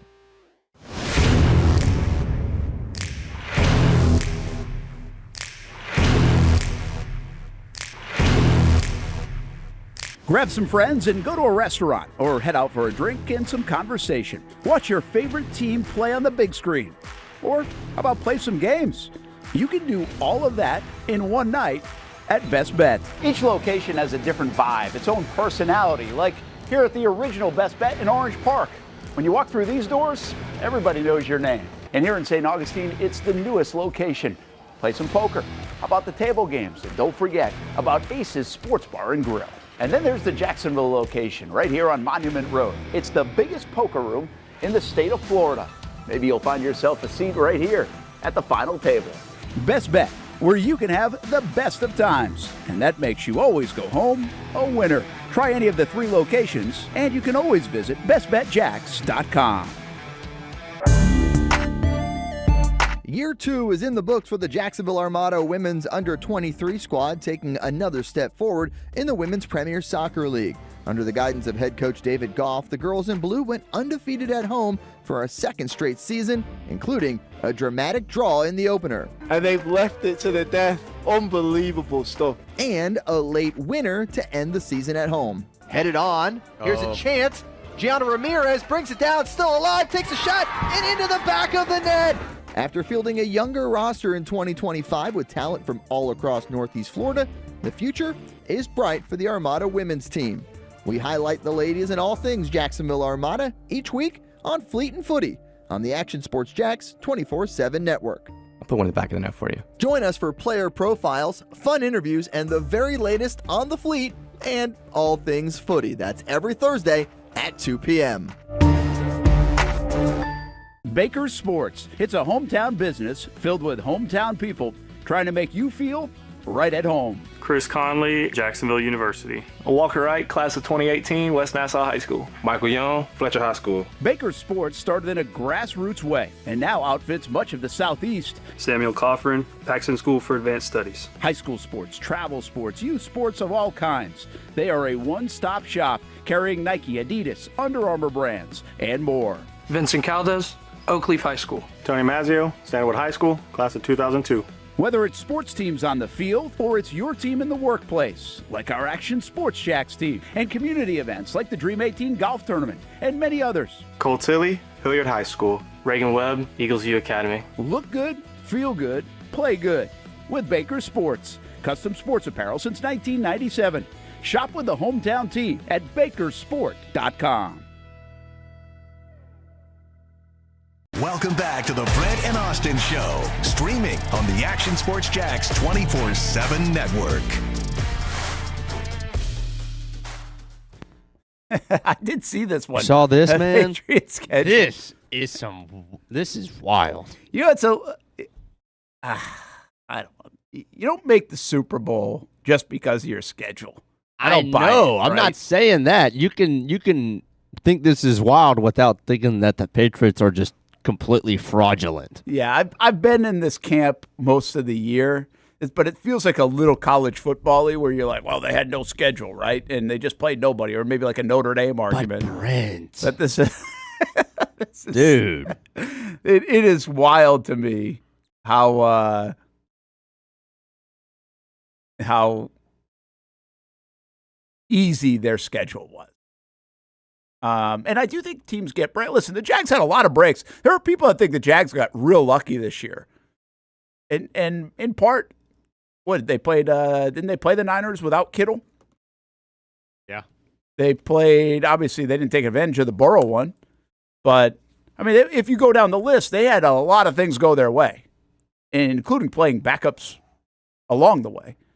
So I don't necessarily know if the fired coach makes a big difference. The bottom line is they played like two teams. They had 2 wins with winning records, and that's why you have all these fired coaches on this list. And look at those teams that didn't fire their coach. It's the Jets twice, and it's the NFC South and Zach Taylor. That's it. Yeah, it's. Oh, but one thing to counter that is I really think they got lucky a little bit in the postseason, but they did play 3 of the top 5 defenses, and when you play it in the postseason, those are good teams. So, and they go against another really good defense, and they'll have to try to find a way to beat Seattle. Okay, I know I can argue with a brick wall. I still don't know how the Chargers were a top 5 defense. I thought Chargers defense was very good. That's why I thought they might win that game. And they did play well in that game. Obviously, had no offense. And so let's go with this. How good are the Patriots? Casey Kurtz joins us now, too. How good do you feel like the Patriots are? Pretty good. Pretty good. I think they could win the Super Bowl. Well, they could win the Super Bowl. You're right. They got a 50-50 chance at that.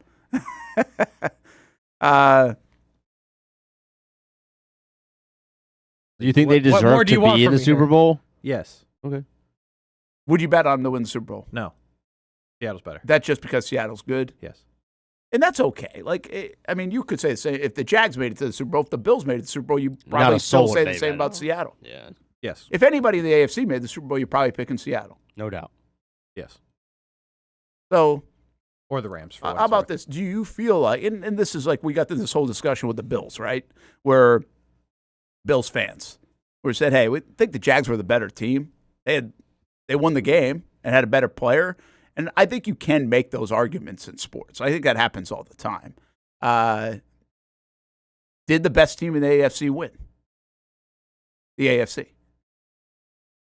Yes. No. As currently constructed, I think yes. I think you could say Denver's better than them when now with Jarrett Stidham. So if you want to go back in time and say that their quarterback doesn't break his ankle, then you could argue no. But I think with Bo Nix and a broken ankle, I think the answer is yes, the best AFC, in my opinion. You don't, Hamby. No. Who do you think is the best team in the AFC then? Broncos were a better team with Right. Bo Nix. Okay. I think the Jaguars would have beat the Patriots. And I don't think it. I do think the Jags. I've said this for 2 months. I think the Jags are better than the Patriots. Now, I mean, who knows if they would have won the game? They would have won sleet and everything else. Like, I'm not saying that. I just think, and this isn't something new or in hindsight. This was, give me the Patriots in round 1. I would have rather the Jags had a 7th seed, go to New England, and face them in round 1. I remember you said that. So I just felt like that was better than I thought it was better than playing Houston, and I thought it was better than playing, obviously, Buffalo.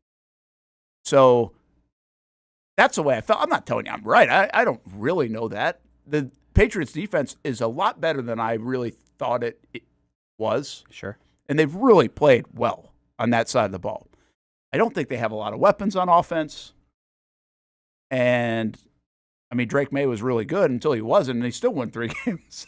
Like, he's been just okay in the postseason. So, yeah, I honestly think the Jags would have beat the Patriots. I think they're better than the Patriots. What I saw of the Jags for the last 2 months are better than the Patriots. I think the Bills would have beaten the Patriots. I'm not with you. Yeah, you're not. I think they would have found a way. What I have a problem doing is a little bit with the Bills. It's like I think they would have found a way to beat them because of Josh Allen. I'm not sure they're better than them as a football team. I agree with if they were to beat them, that's how it would happen. They're not better as a football team, no. Josh Allen finds ways to beat teams. Found a way to beat the Jags. But, like, I mean, I know you're just anti-Patriots right now. I don't think you're giving them enough credit. No, I'm trying to give them some credit here. I'm trying to give them more because not hard. Say the Jags would have gone and beat them, and they're in the Super Bowl. They can realistically win the Super Bowl. Yeah. Well, I thought the Jags. Like, it might shock you. I don't think the Jags would have beat Seattle, but I think the Jags, in this landscape, were a Super Bowl caliber team. Man. I thought the Bills were too. And I think the Denver Broncos were. I think it was just like evenly wide open. I think Denver definitely Other than was. Pittsburgh. I think Houston was. If C.J. Stroud could throw a forward pass. Like, if C.J. Stroud plays like he did in November. Yeah. I love a stray for C.J. They would. Yeah, so I mean, I just thought that was the landscape of the AFC. Fair enough. And you just. Actually, it was kind of the landscape of the NFL this year. You just don't say that a lot where you feel like it was that spread out. Mm-hmm. But listen, guys, I've said this a long time about maybe even the Chiefs or the Patriots when they were winning. I'll go back in 2017. I don't think the Patriots were better than the Jags football team. They weren't. The Jags, if you lined it up, were a better football team. But now, listen, they had Brady and Belichick. They just Here had a we better go player. again. Yeah. I think the Chiefs, at moments, really probably against Baltimore and Buffalo in the last few years, not the better team. And I actually think it played out that way in the Super Bowls they lost. That's why they get thumped. Well, they weren't the better team in the Super Bowl they won that I went to in Arizona. Which one was that against? When they beat Philly when they came Kadarius Toney at the punt return. Oh, okay. They were not the better team. Yeah, Philly they was find the ways better to team win, for right? sure. But that's sports. Like that's why I laughed at like the Bills saying that, because that's sports. That's what happens sometimes. Mm-hmm. I mean, the Bills, when they lost to the Chiefs in overtime, could have argued they were the better football team that year, that day, that whatever. They just didn't win, maybe because of a rule in reality. So, yeah, I think you can make this case in sports. I know it's a goofy one to make because, well, they won. It's like, well, I don't know. I think the Seattle Seahawks have a real chance to blow out the New England Patriots as their constructions of their team are. Like, I think they have a chance to blow them out. I don't disagree with that. I don't think they will, because I think with 2 weeks in the lead up and the playing of a football game for 3 hours, I think it'll probably be a good football game. I don't think Vrabel's going to let that happen. Yeah, I think they'll find a way to manage the game to be in the game. And that's what game planning is all about and everything else. And the Patriots have seemed to deliver in a pretty good spot. Now, I do wonder about Drake May's ability in the biggest of games, because he's not a guy that grew up playing in the biggest of games in college and everywhere else. So I think that's a fair curiosity. And he, quite frankly, hasn't had his best stuff in the postseason. That could be because of weather. That could be because of really good defenses. But guess what? He's going to face another really good defense coming up in the Super Bowl. So, and that is where they get exposed in a bit. Like, Drake May, in part, is an MVP. This is why I think Matthew Stafford should win the MVP. In part, he's an MVP because they played a soft-ass schedule. So they're not facing these kind of defenses. Right. Well, now you face really good defenses, and he's been pretty average in the postseason at best. Matthew Stafford's playing in the toughest division in football. And even in losing efforts is putting up 370 and 2 touchdowns. So that's why I think he should be the MVP winner based on that. So I just wonder if the Patriots are being exposed here a little bit in the postseason because they're not really that good of a team, or they're playing really good defenses. I shouldn't say not a good team, good offense. Their offense isn't as dynamic as it was, at times in the regular season because they just didn't play anybody. Right. I mean, we saw what Trevor Lawrence and company did to the Jets. Yep. They got to play the Jets twice. Yeah, all I'm saying is if the Patriots are getting exposed in the postseason, it's a good way to get exposed because they're in the Super Bowl. Well, it's also exposing that their defense is really good. For sure. Yeah. I mean, is it? They played a Justin Herbert team with 0 offensive line. Then they played C.J. Stroud, who you just said couldn't throw a forward pass. And then they played Jarrett Stidham, who hadn't played a down in 2 years. Stop the run, though. Dude. Well, yeah, listen, I can't sit here. This is where sports gets a little goofy, right? I mean, the Jags, it was the same way. The Jags were playing some teams, a softer start of their schedule. That's why they were doing well. But then they go to Denver, and they rout Denver. And you're like, damn, right? I mean, that was pretty impressive. Right. They beat the hell out of Indianapolis, who people think, well, Daniel Jones leaves the game early. So there's excuses and everything. Sure. You have to say, C.J. Stroud to me looked shook. But the reality is, he turned it over 5 times. And that's got to do something with the New England defense. Like, and they still only won the game by what, a touchdown? Yeah, but that's because of their offense is playing against that elite defense. Also, well, they actually won by 12. They won like 28-16, I think. 2 of the games they've played in have been some of the worst conditions I've ever seen football and that played is in. fair. And I've said that almost every time I've brought this topic up. Yeah. They play really good defense, and they played conditions that weren't suitable to really chuck the ball around. All right, here's do anything at all in the Denver game specifically in the second half. all of the NFC teams other than the Panthers for this exercise. What's going on with your voice? It's like raspy. You hear that too? A little bit. Nice. Rams, Patriots, what would the line be? I think similar. What's the line now? I don't know. It was 4.5 or 5. Yeah. It started at 4.5. I think it's moved to 5. I don't know if it's changed. Yeah, I think it'd be Bears, Patriots, what's the line?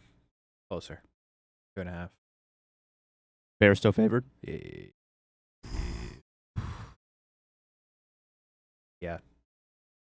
Yeah. I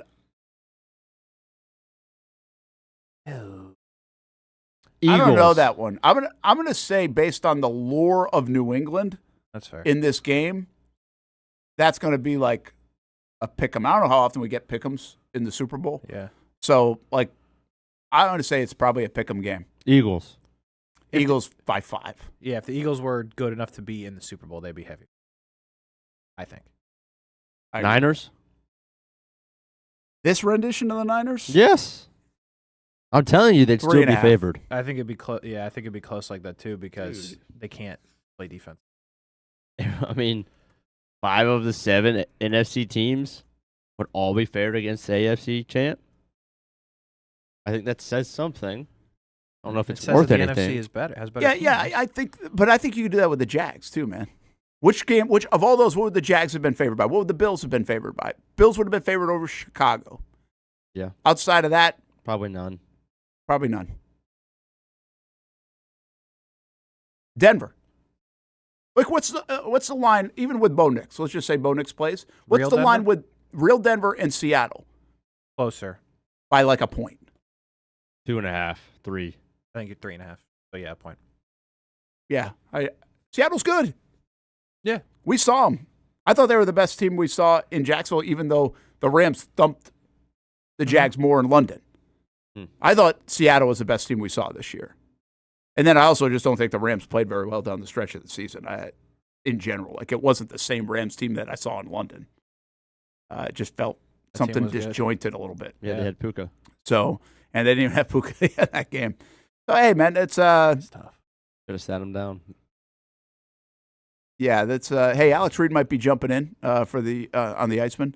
Have a little Iceman conversation going into this weekend, as we got a game, by the way, on My TV Jacks. And the bottom line is, I think the Patriots could win this game because they got a 50% not just like chance in theory. Yeah, I feel like there's a better than hey, they're lining up chance that they win the game. Because what I'm curious about, what I still don't know, my unknown is how good Drake May is. Oh, I thought you were going to Sam Darnold.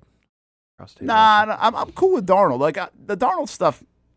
I went back and looked a little bit on the 20 turnovers bothers you on Darnold, but doesn't bother me. Well, I mean, it can bother you. But it's like 4 turnover game, 3 turnover game. Like, he had some stuff going on. Sure. Where it was, I think it skewed the numbers. Where it was a stretch of football where it didn't look really good, and outside of that, the full compilation isn't bad. And he's got more experience playing in any kind of games. Like, I think at 28 years old, you handle it better than at 23 years old for Drake May. Sure, but I'm sure the plan, if you're Vrabel and the boys, is if we stop the run, they're probably thinking Sam Darnold's going to make a mistake or two. I would say that, yeah. And now with just Kenneth Walker, you don't have to worry about my guy that broke his knee. So my biggest curiosity on the Patriots is how good is Drake May? We'll find out. Because I do think the schedule plays into that a little bit. Like that he benefited from, he could get in a groove. They had a lot of positive things going, all this stuff. And then which one, now the last few weeks when we see it against good stuff, does that become an issue? Yeah. I'm not as worried as much about the big game stuff as you were just mentioning. I'm more worried about there's times where Seattle's defense, it's hard to get a yard. In that whether it's too, yeah, like whether really it's week good. 7 or the Super Bowl, you know what I mean. And he's going to have to play well for the Patriots to win. Absolutely. Like he's got to make more than 3 plays. Like he made 3 plays against Houston, it was good enough. And Denver, legit 3 plays, and yeah, probably 3 more. 3 runs with Denver, the touchdown, the first down, and the first down at the end. Yeah, and that was good enough. I don't think it's good enough in this one. No, they're going to need 20. I would say at least 24. Yeah. Casey, you like banana ball for kids? Did you see that? I'm going to start youth leagues. Youth banana ball. Think it will work? Interesting. I'm sure the kids will be into it, but like, I don't know fully all the rules of banana ball, but like, I imagine they're not going to have too many fan catching the balls for outs thing. Isn't that a real thing? Mm-hmm. Yeah. I don't think it will include that. It's more like the dances, the celebrating, the good with fun. Celebrating. Dancing's questionable. Yeah, I think it's more the choreographed stuff like that, where you're having fun catching a ball behind your back. I'm into that. Yeah, I'm in. Except for they can't, because they can't even catch the ball forward. Hey, easy. Old 70-year-old. So you're not into it, I'm hearing. No. 70-year-old Jason Hamby's not a big fan. Settle down, Hamby. At least you got the cool voice going. Okay, I'll take it. Why does Casey look different? Alex Reed was up there. I had Alex up there for a little bit. He popped in. Yeah, Alex doesn't have the beard game going. Is he ready to go? He is. Okay, let's get Alex in. Where are you? Are those all pucks? Yeah, these are all pucks. I'm in my office right now. So, obviously called a lot of games over the years, and I always grab a puck at every place I've been. And so, yeah, I got quite a collection. Look at that. My travels. That's a good one. Marshall helmet's up there, too. So go Herd, right? Yeah, you like that, Marshall. So that's because you have a favorite puck up there. Do I have a favorite one? Yeah, definitely the Iceman one, of course. But no, honestly, I got some really old ones.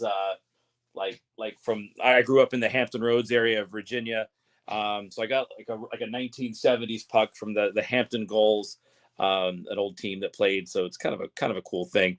I didn't go to their games. I'm not quite that old, but kind of a cool collector's piece there to have something that old, I guess. Those look good. Those look good, by the way. I like the idea of So the case, of just the case. Golf balls, are you seen it? Baseballs, you've seen it. I haven't seen a lot of hockey pucks in the case, though. I like it. Yeah. Just kind of, it's one of those things where it just kind of you travel around as a broadcaster, right? And you go to different places. It's just kind of a little.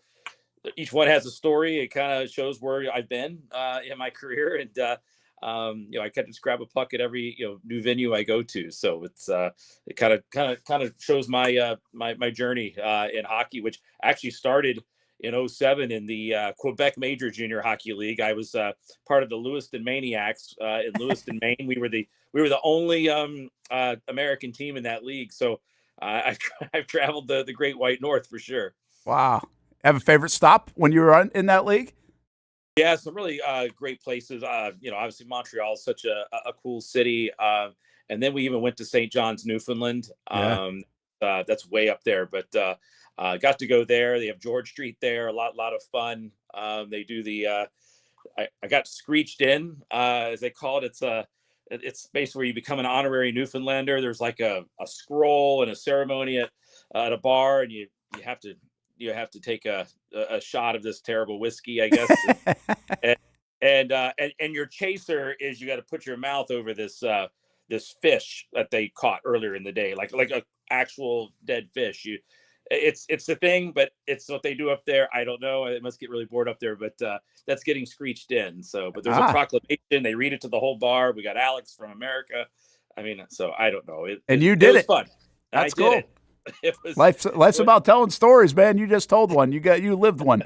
All right, what's the Iceman story right now? On the road to Friday at South Carolina, and then you come back to Jacksonville for a game that will be on MyTV Jax, by the way. Star Wars night here this weekend, and then also home on Sunday. But how are the Icemen feeling right now? It's been kind of we're used to so many wins for the Jacksonville Icemen. This has been a year that's taken some feeling out. There's still plenty of time to kind of get on a roll, but where do you guys feel like you're at right now? Yeah, I think really we went through a pretty rough stretch for a little bit, but when you look at the team here in the last couple of weeks, we've picked up points in the standings in 4 of the last 5 games, which is good. Some of the wins haven't always been pretty, but the guys found a way, and that kind of shows that the team is doing everything they can. Maybe not always looking the best, but finding a way to get done. And that's what you got to do sometimes, especially when you're so shorthanded right now. We have tons of injuries, not only here but up in Rochester and then up in the Buffalo organization, really from top to bottom. Obviously when the injuries happen up there, it's going to affect us as well. And then trying to find replacements at this level is a little bit more difficult, when you lose some of those top level guys. So I think that's kind of part of it. But I think we picked up some really big wins this past weekend. They were crucial. We had to have them. We were playing Savannah on Friday. They're, the top 4 teams in each division make it. Mm-hmm. Savannah's sitting in that 4 spot, and it was a huge 4-point swing to win that game in regulation. Because had we not, we'd have been 9 points behind them. Then we got within 5 points. And then we picked up another win where we didn't look like we were going to win on Sunday, as Iowa scored with 25 seconds left. And then we tied it with 1.2 and got the win in the shootout. Yeah, it was a great win. It was wild, certainly crazy. But now we're just, going into the week, we're sitting 3 points back of a playoff spot. So, and also playing Savannah in 2 of our next 4 games. So those are going to be crucial games. It's so certainly in it. Just need to get a little bit healthier and maybe get some bodies back from the American Hockey League. Yeah, because if you look at that South, by the way, Florida Everblades, here they are again, 55 points, Atlanta 51, and South Carolina 51, and then there's Savannah at 39, you guys at 36. So, and the other teams like Orlando and Greenville right there as well. So everybody's playing for what it looks like right now, that final spot, just to get in the dance, unless something really crazy happens and you rip off a bunch in a row. But yeah, it's kind of like a 4-for-1, down the stretch of the season, right? It seems that way. Yeah, you've got 4 teams basically fighting for, that last spot, and which is going to make for some pretty good hockey. And like you said, your team could get on a run and all that. But Savannah was probably they were the hottest team coming into last week. They had won 8 of their last 9, and we were able to knock them off there a little bit and get that W. And really, that was just a huge 2 points, no doubt about it. You talk about those swing games, and we see them on Sunday afternoon here in Jacksonville, and then. Again, next Tuesday morning for the second school day game of the year. So those are going to be really big tests. But obviously, South Carolina is on next Friday and Saturday, one up there, and then obviously at home on Saturday. They're always a tough team. It's been a pretty good little rivalry with them too. But no doubt, we got it's the name of the game here, just playing consistently and trying to pick up points as many as you can, because it's going to be crucial down the stretch. Alex Reed with the Jacksonville Iceman with us right now, the Brent and Austen Show, Action Sports Jax 24/7 Network. The promotions of the Lizard Kings, obviously big nights. I think over 10,000 on Friday night. Looked really good. Did it go as planned? Yeah, I think it did, except for the that Saturday game just didn't go our way, but Friday and Saturday was great. Obviously Friday we got the big win, and Saturday as well. I mean, we had almost 26,000 people in the building for the 3 games last week. It was incredible. We had a big crowd, over 12,000 on Saturday. Unfortunately, just couldn't get the win. Just the game kind of got away from us real fast, but made up for it on the Sunday afternoon game. But it was great just seeing the Lizard King jerseys. They were a hit. It's just always a lot of fun just to pay tribute to that team, and it's such a popular name and very unique name, and a lot of people remember it. And so it was cool to throw it back to them, and obviously too having Tom Coughlin. That was cool. Really cool thing too, as we inducted him into the Zoyer Sports Jacksonville Hall of Fame. But he was there mostly on behalf of the J Fund too, his foundation, and he got to drop the puck. He talked to the team before the game. You could tell it was a really cool moment. You went in to talk to our guys.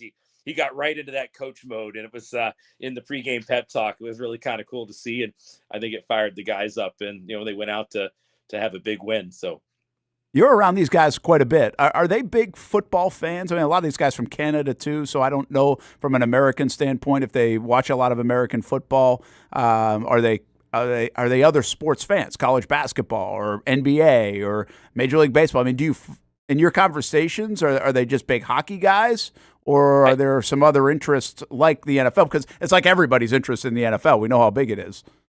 Oh yeah, absolutely. And I think with a lot of the American players, yeah, everybody's got a team, right? They got an NFL team, and if you got guys from Michigan or Massachusetts, they're obviously following the Patriots. They're following the the Lions, if they're in Michigan or whatever, they stick to pretty much their hometown teams. Now, the Canadian guys, I think there's an interest there. I think when the Canadian guys come here, they become Jags fans really quick because they get opportunities to go to games and stuff.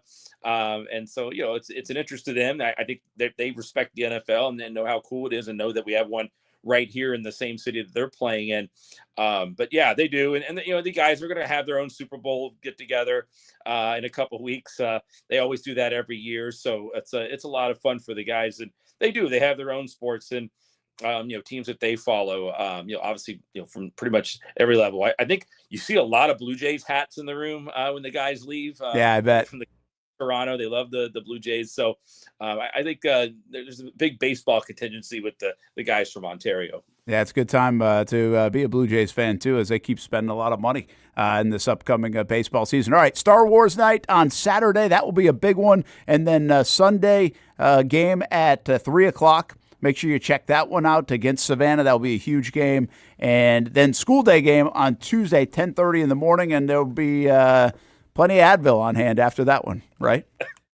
Absolutely. I think we need to get them as a sponsor for that one, but it's loud, and it's pretty wild, but the kids have a blast, and that's really the whole point of it. So, and if there are 6 or 7 goals scored, it would be ideal.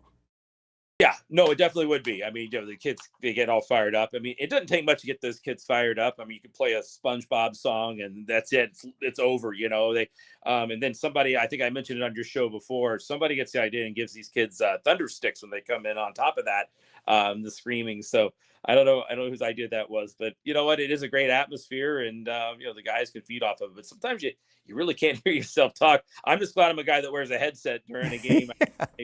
Drown some of that out. All right, man. Alex Reed with the Jacksonville Icemen. Thanks for stopping by, and have a great weekend, especially Saturday and Sunday here at home. All right, thanks. I appreciate it, guys. Thank you. That is Alex Reed and the Icemen home on My TV Jax as well, if you can't make it out. But hopefully you can get out for Star Wars night, 7 o'clock at the arena, and again, 3 o'clock on Sunday as well. When we come back, we'll talk a little bit more about Bill Belichick getting snubbed from the Hall of Fame. Sam Kavar is scheduled to join us. He has a vote for the Hall of Fame there in Canton, Ohio. It's coming up on Action Sports Jax 24/7 Network. CGC Water Treatment and Plumbing is taking their 75-plus years of expertise and expanding to CGC Home Services. Water treatment and plumbing is still a big part of what they do, and now they can do even more for you. Home services like kitchen and bathroom remodeling, showers, sinks, faucets, toilet repair, backflow testing, and the list keeps going. Find all they can do at cgchomeservices.com or give them a call, 904-298-7052. It's a new look and a new name with the same expertise. They've been serving homes like yours since 1946. CGC Home Services, right here in Jacksonville, off St. John's Bluff Road, 904-298-7052. And visit cgchomeservices.com. Florida license number CFC 1432579. We've been telling you about the Action Sports Jax 24/7 network for over a year now. How to find it, what to see. Simply put, it's TV online. Local sports content all day, every day. Just like this. Did you always want to make history? Like, think that big, or just say, hey, I want to play in the NFL? I always say I wanted to play in the NFL. Cuts it back to her left side, takes a shot, and into the back of the net. Oh, what a pass. Oh, my goodness. What a pass. Say he doesn't make a tackle, you still feel like his presence is felt in every single play. I did have a sense that they wanted to be bold, that they wanted to make a splash.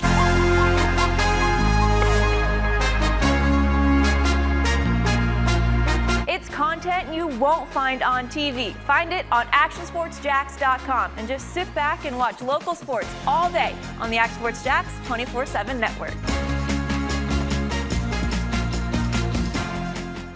It's one of the hot spots in the area. Welcome you to String Sports Brewery out at the beach. Big crowd on hand tonight. The fans are here. And now the newest hot spot at the beach is open. String Sports Brewery in Jax Beach has opened its doors with rave reviews. We're going to be fans forever. Duval! cozy up to the bar, grab a seat in the sports-themed restaurant, or grab a seat outside and feel that breeze coming off the beach as the weather warms.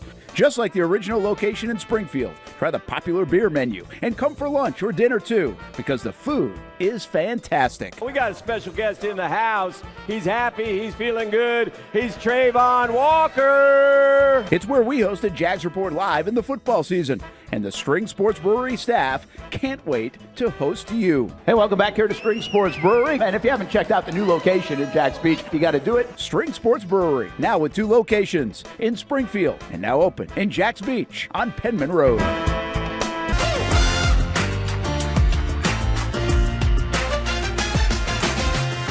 Empower a future, inspire a dream. It's a bold but simple mission for the Jacksonville Police Athletic League known as Jax PAL. Help the next generation of kids in Jacksonville shape a brighter future. Their after-school programs, teenage leadership programs. There's community outreach. It's been just an awesome opportunity to be out here with my colleagues and do something good for the community. It's really been an interesting opportunity to just see everybody work together in a way that we don't normally in the office. And there's sports.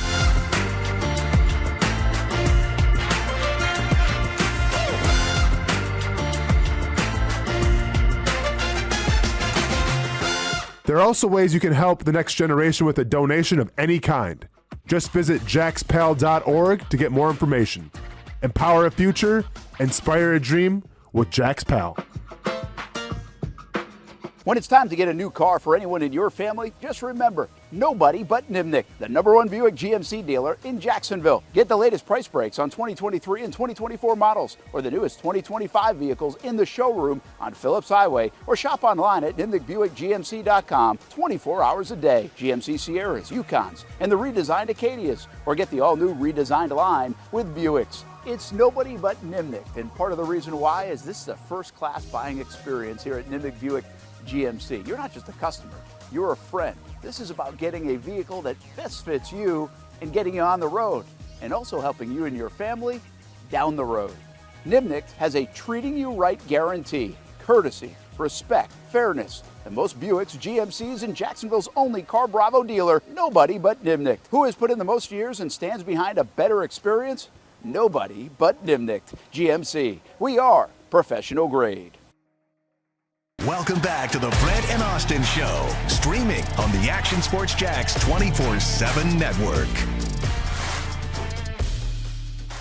Hey, take a look at our Republic Services recycled headlines of the day. Todd Monken, the new head coach of the Cleveland Browns. That's the big story. Obviously, the story of here on the heels of all of that. We found out yesterday that Grant Udinski and Anthony Campanile are back in Jacksonville. Seems like a big deal for continuity. I think the fan base really loves the idea of that.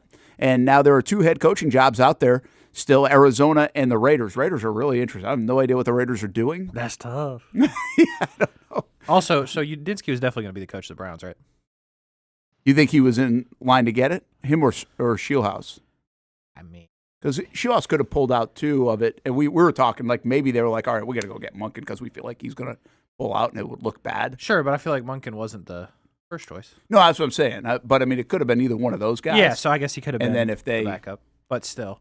And now Rob had said Jim Schwartz is leaving Cleveland. I don't know if that's out there or true, but according to Mike Garafalo, that would be a mess. Yeah, apparently he's pissed that he didn't get the job. That he didn't get the job, and he was actually like, it felt like part of the game. Like you had to take him. That would be amazing. So now Todd Monken's going to go find a DC, or maybe he wanted that to happen. Who really knows? Pretty wild. All right. Hey, we only have a few minutes with Sam Kavaris, and we're going to have him jump in for a moment or two. The big other story here in our Republic Services recycled headlines of the day, Bill Belichick did not get in the Hall of Fame. Now, as we welcome Sam into the program, hello, Sam, and we're not supposed to know this yet, are we? Yeah, that's the other thing too, Brent. It's how did this get out? We weren't told. The meeting was January 13th. We weren't told who got in. We were told a couple of years ago, and what happened, some guys violated that agreement and told some people, and so consequently, this year the Hall didn't tell us. They told us they'd tell us that morning of the NFL Honors Show next Thursday. So the only people that knew were maybe 3 people at the Hall, And then they must have told Belichick, who told some people in his camp. So this information came from there, and the Hall has not confirmed it yet. Yeah, By the way, I was just at the dentist, so sorry if I. Yeah, if I no, look you're all good. You sound good. I was there for about 4 hours last week, so I know all about it. It's not easy when you're coming back from that. I feel like I'm drooling all over the place. We can't tell. We can't tell. Don't worry. Hey, I guess first of all, are you surprised? Are you stunned that 40 out of 50 voters didn't elect Bill Belichick to the Hall of Fame? It actually would have had to been 11 who didn't vote for him, and I think that's the important thing. The Pro Football Hall of Fame 2 years ago changed the voting procedure, and now Belichick was on the same ballot with L.C. Greenwood, Roger Craig, Ken Anderson, and Robert Kraft, and we were only allowed to vote for 3 of them. Now, there's 2 thought processes here in that voting process. One is, okay, he's a slam dunk. I don't have to vote for him. I can give my vote to somebody else. Or if I don't vote for one of these seniors, Belichick's coming back. So is Kraft. If one of these senior guys don't get in, this is it for them. They never have another chance. So I'm going to give my vote to them. So it might have been one. I can understand the thought process either way. Yeah. But clearly 11 of the 50 did not put him on their ballot. And there's no voting against anybody. It's voting for people, and it's a hard process. I mean, which one of those 3 would you put 3 on there? Tell me the 3 you'd put on there. Yeah, it's a good call. Tell me the 3. Tell me the 3. Oof, without doing any homework on them, I would probably put the first 3 you mentioned because Kraft and Belichick are automatic for me, and then probably Roger Craig. Okay, which means that you banish Ken Anderson and L.C. Greenwood forever. They are never getting in. This is their only chance, and you're comfortable with that. Now, and you don't have to answer that, Brent. But what I'm saying is that's the thought process that a lot of the voters have to go through. And I can understand that. My thought process has always been, I'm going to vote for the best 3 in that category, and then in the modern era, the best 5, regardless. You know, the 6 years that Pacelli was a candidate, and I presented him to the Hall, and I did it a lot of different ways. His career didn't change. His numbers were the same. What changed was the ballot and the people he had to compete against. And that's eventually how he got in, because there were, at one point, of the 15 finalists, 5 of them were tackles. So the year that Jonathan Ogden didn't get in as a first ballot guy, which I think is a nonsensical thing anyway. I mean, is it because I voted for Pacelli and didn't vote for Ogden? I don't know.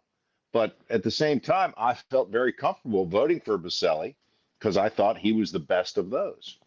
Yeah, I think it's a tough predicament. That's the thought process. Yeah, tough, and you can't share, right? You're not supposed to share if who you voted for in that process.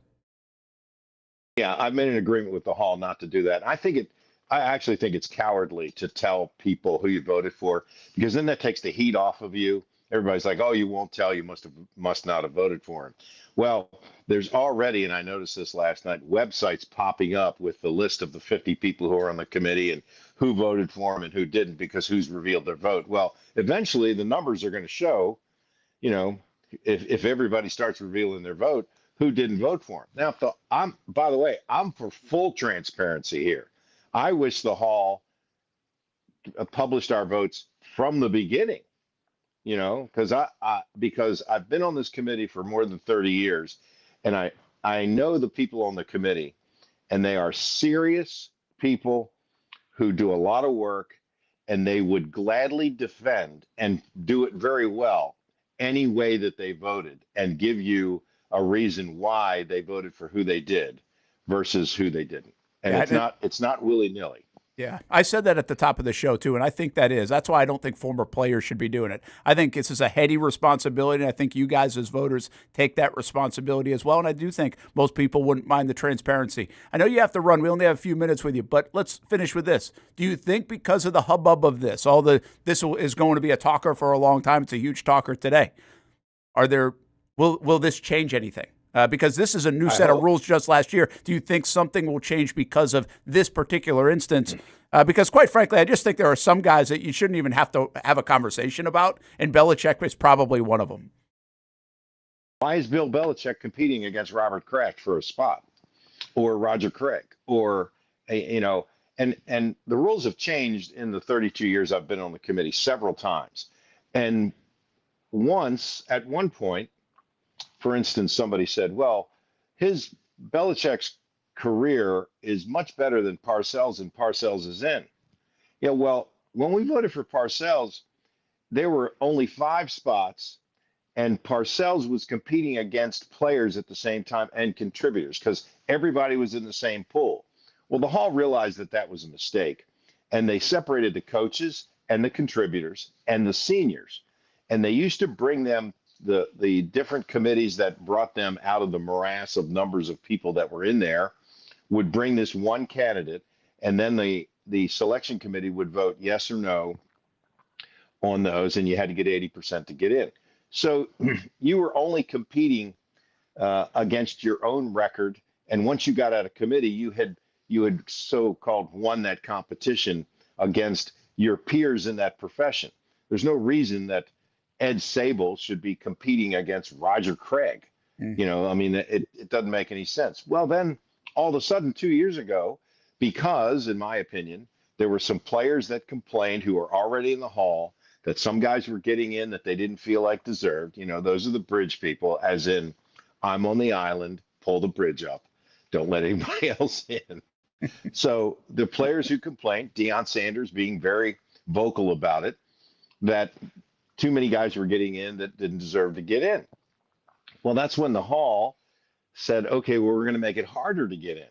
Last year, there were 9 possibilities who got through the entire process and got down to the voting, and we had a class of 4. And the selection committee very vociferously told the Hall of Fame that the voting change that they made was wrong and that they needed to fix it. And they said that they were willing to look at it, but they were not going to fix it after just 1 year or change it after just 1 year. I'm hoping that this kind of uproar, which you could call an unintended consequence of what happened, gets them to recognize that, hey, coaches should compete against coaches, and you're really not even competing in terms of, were you the best of your era? And if you were, then you deserve consideration for the Hall of Fame. Yeah, really good explanation. Sam Kavaris, thanks for taking a few minutes. I know you got to run, but we appreciate you giving some insight on the whole process, which is a huge story and a difficult process, and one I know you take extreme pride in the responsibility of it. Well, the funny part, Brett, is being on the inside and reading so many things where people have these very passionate opinions about something they know nothing about. and the way they describe it. And one headline was like, NFL embarrasses itself. The Pro Football Hall of Fame's got nothing to do with the NFL, right? Yeah. With Warren Moon, we talked about his Canadian career. With Jim Kelly, we talked about the USFL. It's got nothing to do with it. At least get the facts right before you decide to have such a passionate opinion. Yeah, well, we appreciate your opinion. And we talked a lot of Hall of Fame on Storytellers of the 904 about Tom Coughlin and Fred Taylor, and some of this conversation even came up. So everybody can check that out on our YouTube channel, Action Sports Jacks. More on Sam, and check you out in the morning. Radio show going well? Yeah. Terry Norvell and I are on AM 930, so appreciate that little plug there. All right, man. Have a good one. All right. Take care, Brent. Thank you. That's Sam Kavaris, and the Hall of Fame voter out of Jacksonville, who's very much involved in all of this and does a good job eloquently taking us behind the scenes. I do encourage you, by the way, because I know there's so much fanfare for Fred Taylor. We taped that Storytellers of the 904 last July, I think it was, with Sam, and that was a good chunk of our discussion. It was about Baselli getting in, his Hall of Fame vote, how it came about, all these other things. So it's interesting background there. If you didn't catch that episode, and there are a bunch of other episodes in a playlist on our YouTube channel, Action Sports Jacks. But it's a fascinating process. And again, you can tell Sam, and we when we spent time with him for the Storytellers of the 904, and I said this during that conversation, I was like, those guys take a lot of heat when like a Baselli doesn't get in or things go wrong. But they take on an enormous responsibility. And I think they feel that, and they know that. So they take this serious. People usually have a reason why whatever happened. Sure. Like, and Sam just put me in the spot, right? Of you got to pick the 3, but the other 2 you just said, no, you can't ever be involved in this again. Right. That's a fascinating argument. That's a tough decision to make, to say, that's why I agree with Sam right there. It's like, just take, I likened it to name your favorite show. Whether it's America's Got Talent or no, it's not your favorite show, but like American Idol, the judges will have this thing go like, boom, you're in. Yeah. We love you. We're not leaving this up to the fans. Sure. Right? Bill Belichick should be that. It's like, dude, you're in. You know, should get a golden buzzer. Bypass the 5. Yeah, he should. Like LeBron James should be the same way. It shouldn't be discussion. In fact, he should just be like, boom, you're in. In fact, if you want to be in, you're in the day you retire. That's fine with me. I don't know where you make the cutoff, but we know where that is. We know when LeBron James, there's nobody going to say that about, right? Boom, get in. Why have the process? There should be a different level. It's a different level, and maybe it's GOAT. Call it GOAT category. Like you're in the GOAT conversation. Boy, you would lose the olds quickly. If you're in the GOAT conversation, you're in. Yeah, I don't disagree with you. I think you're right. Like in all parts of it, NFL, MLB, whatever. But me and Hamby were talking back there while you were talking with Sam, and like Hamby's like, it's kind of crazy how they do it. Like there's so few. But then, and I was like, yeah, you're right. But then I'm like out here and I'm thinking about it. I'm like, that's so much better than the baseball debacle. Yeah, the baseball one isn't good. Like they're just so major opposites to where they are. Bill Belichick doesn't get in on his first time in in football, but in baseball, like they just let Jeff Kent in. You know what I mean? Like it's just such a wild, different, stupid thing. Yeah. And yeah, maybe more of the baseball players should have been like Sam was saying with Dion, like we shouldn't be letting everybody in because again, like a lot of the Hall of Famers in baseball shouldn't want these randoms. And I didn't know if Sam was going to share that story about Dion, but he texted me that too. He's like, Dion is one of the guys that like some of those guys were pretty adamant. Like, hey, you're getting maybe too many guys in. I think and he's also too. adamant about Bill Belichick not getting in. Like, well, the rules changed because you guys, like, we got here because of that. The cause and effect was because of that. And it's kind of like I'm gonna really take this on a super low level, which doesn't even come close probably to Hall of Fame voting. Okay. But it's like the FHSAA. Oh boy. In football or districting and everything else. They change it every 2 years, or you try to come up. The more you try to change, the more you meet about it, the more complex it gets. To me, the loopholes become like magnified. Mm-hmm.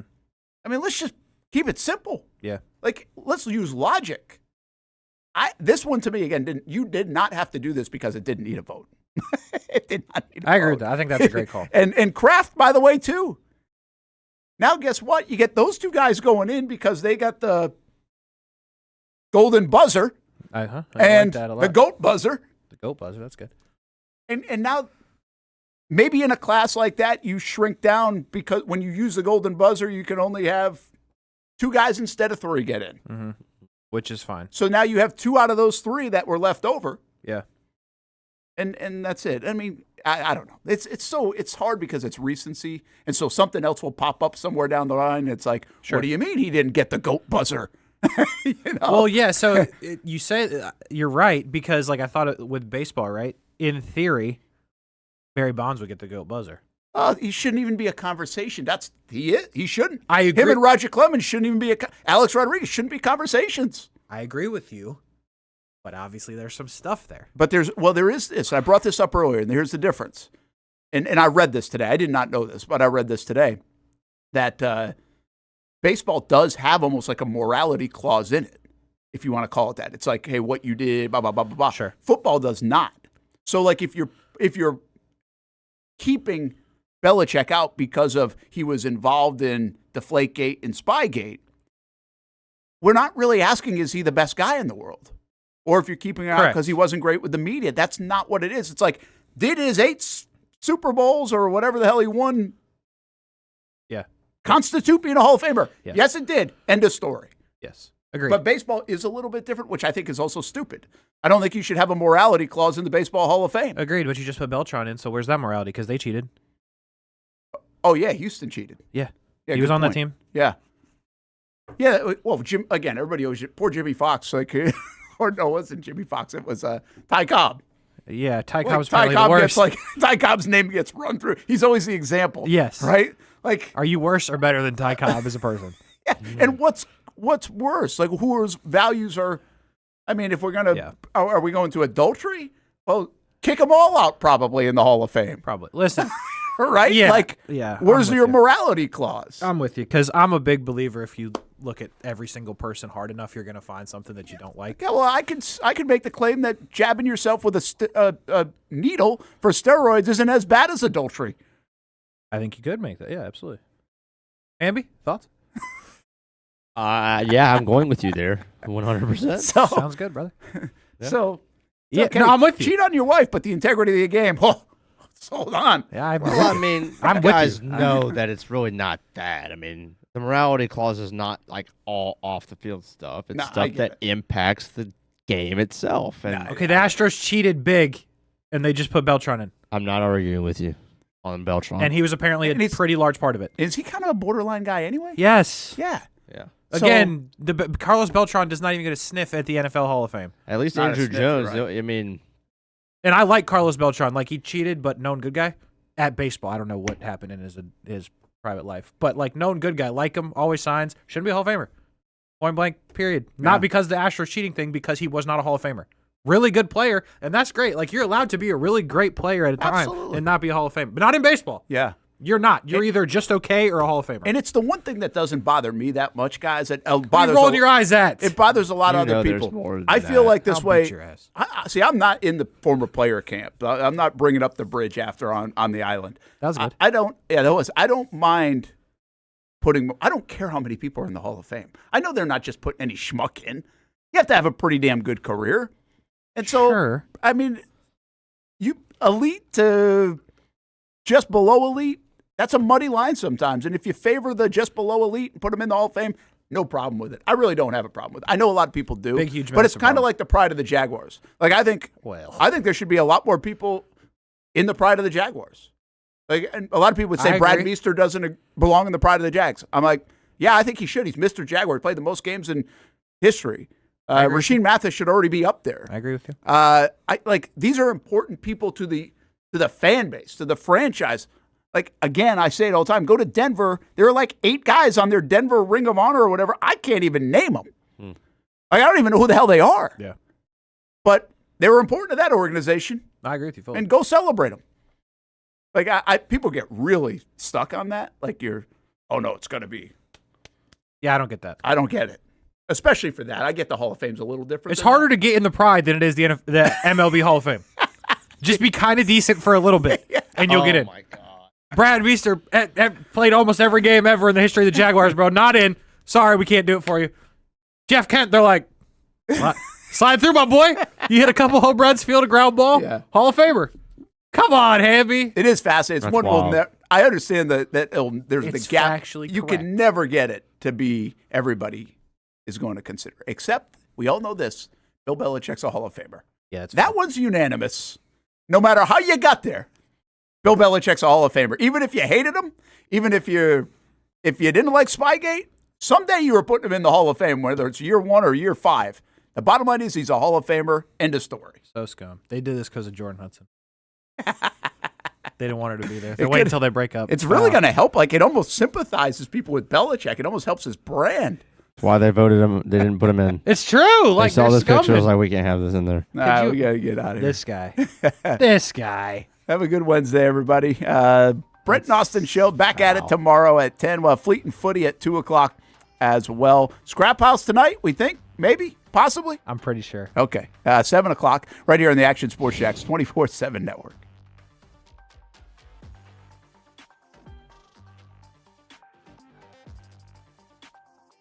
If you don't see a pit, it ain't legit. When you hear that, you think Bono's Pit Barbecue, a staple in Northeast Florida now for 75 years. A place that feels like home with friendly service, a meeting place for friends, family, or business occasions. On the menu, the corn nuggets are a favorite in our house, but there's something for everyone. Sandwiches, platters, salads, sides, desserts, and family feasts. You see Bono's all over the place in Northeast Florida. You know, there are almost 20 locations in the Jacksonville area now, so stop on by, sit down, and dine in with Bono's. You can also take it to go. There are drive-thrus in many of the locations, and they have delivery options too. Just download the Bono's app to make things easy. I signed up for the loyalty program, and you can too, to get special offers. If Jacksonville is home, few things feel more Jacksonville than Bono's Pit Barbecue. Celebrate 75 years and many more to come. Bono's Pit Barbecue. If you don't see a pit, it ain't legit. Hi, I'm Greg Mackey from Cycles of Jacksonville. Whether you're looking for a side-by-side, ATV, motorcycle, or scooter, Honda has what you need. The Honda Talon. Ultimate performance meets family-friendly fun. Prices starting at $363 a month. Or the sporty Honda CBR 650 starting at an affordable $204 a month. Stop by and choose your adventure from a full line of Honda products. Only at Cycles of Jacksonville on Atlantic Boulevard. Family owned and operated since 1983. Hello, I'm Kenny Lay of Kenny Lay & Associates. Since 2003, our firm has fought exclusively for the rights of men in family law. Divorce, modification of child support, alimony, custody, and more, all for men. A father is vitally important to a child's life, and being a man is not a reason to pay more in child support or alimony. I'm a single father. I get it. If you have a divorce or other family law issue, contact Kenny Lay & Associates at divorcemenonly.com.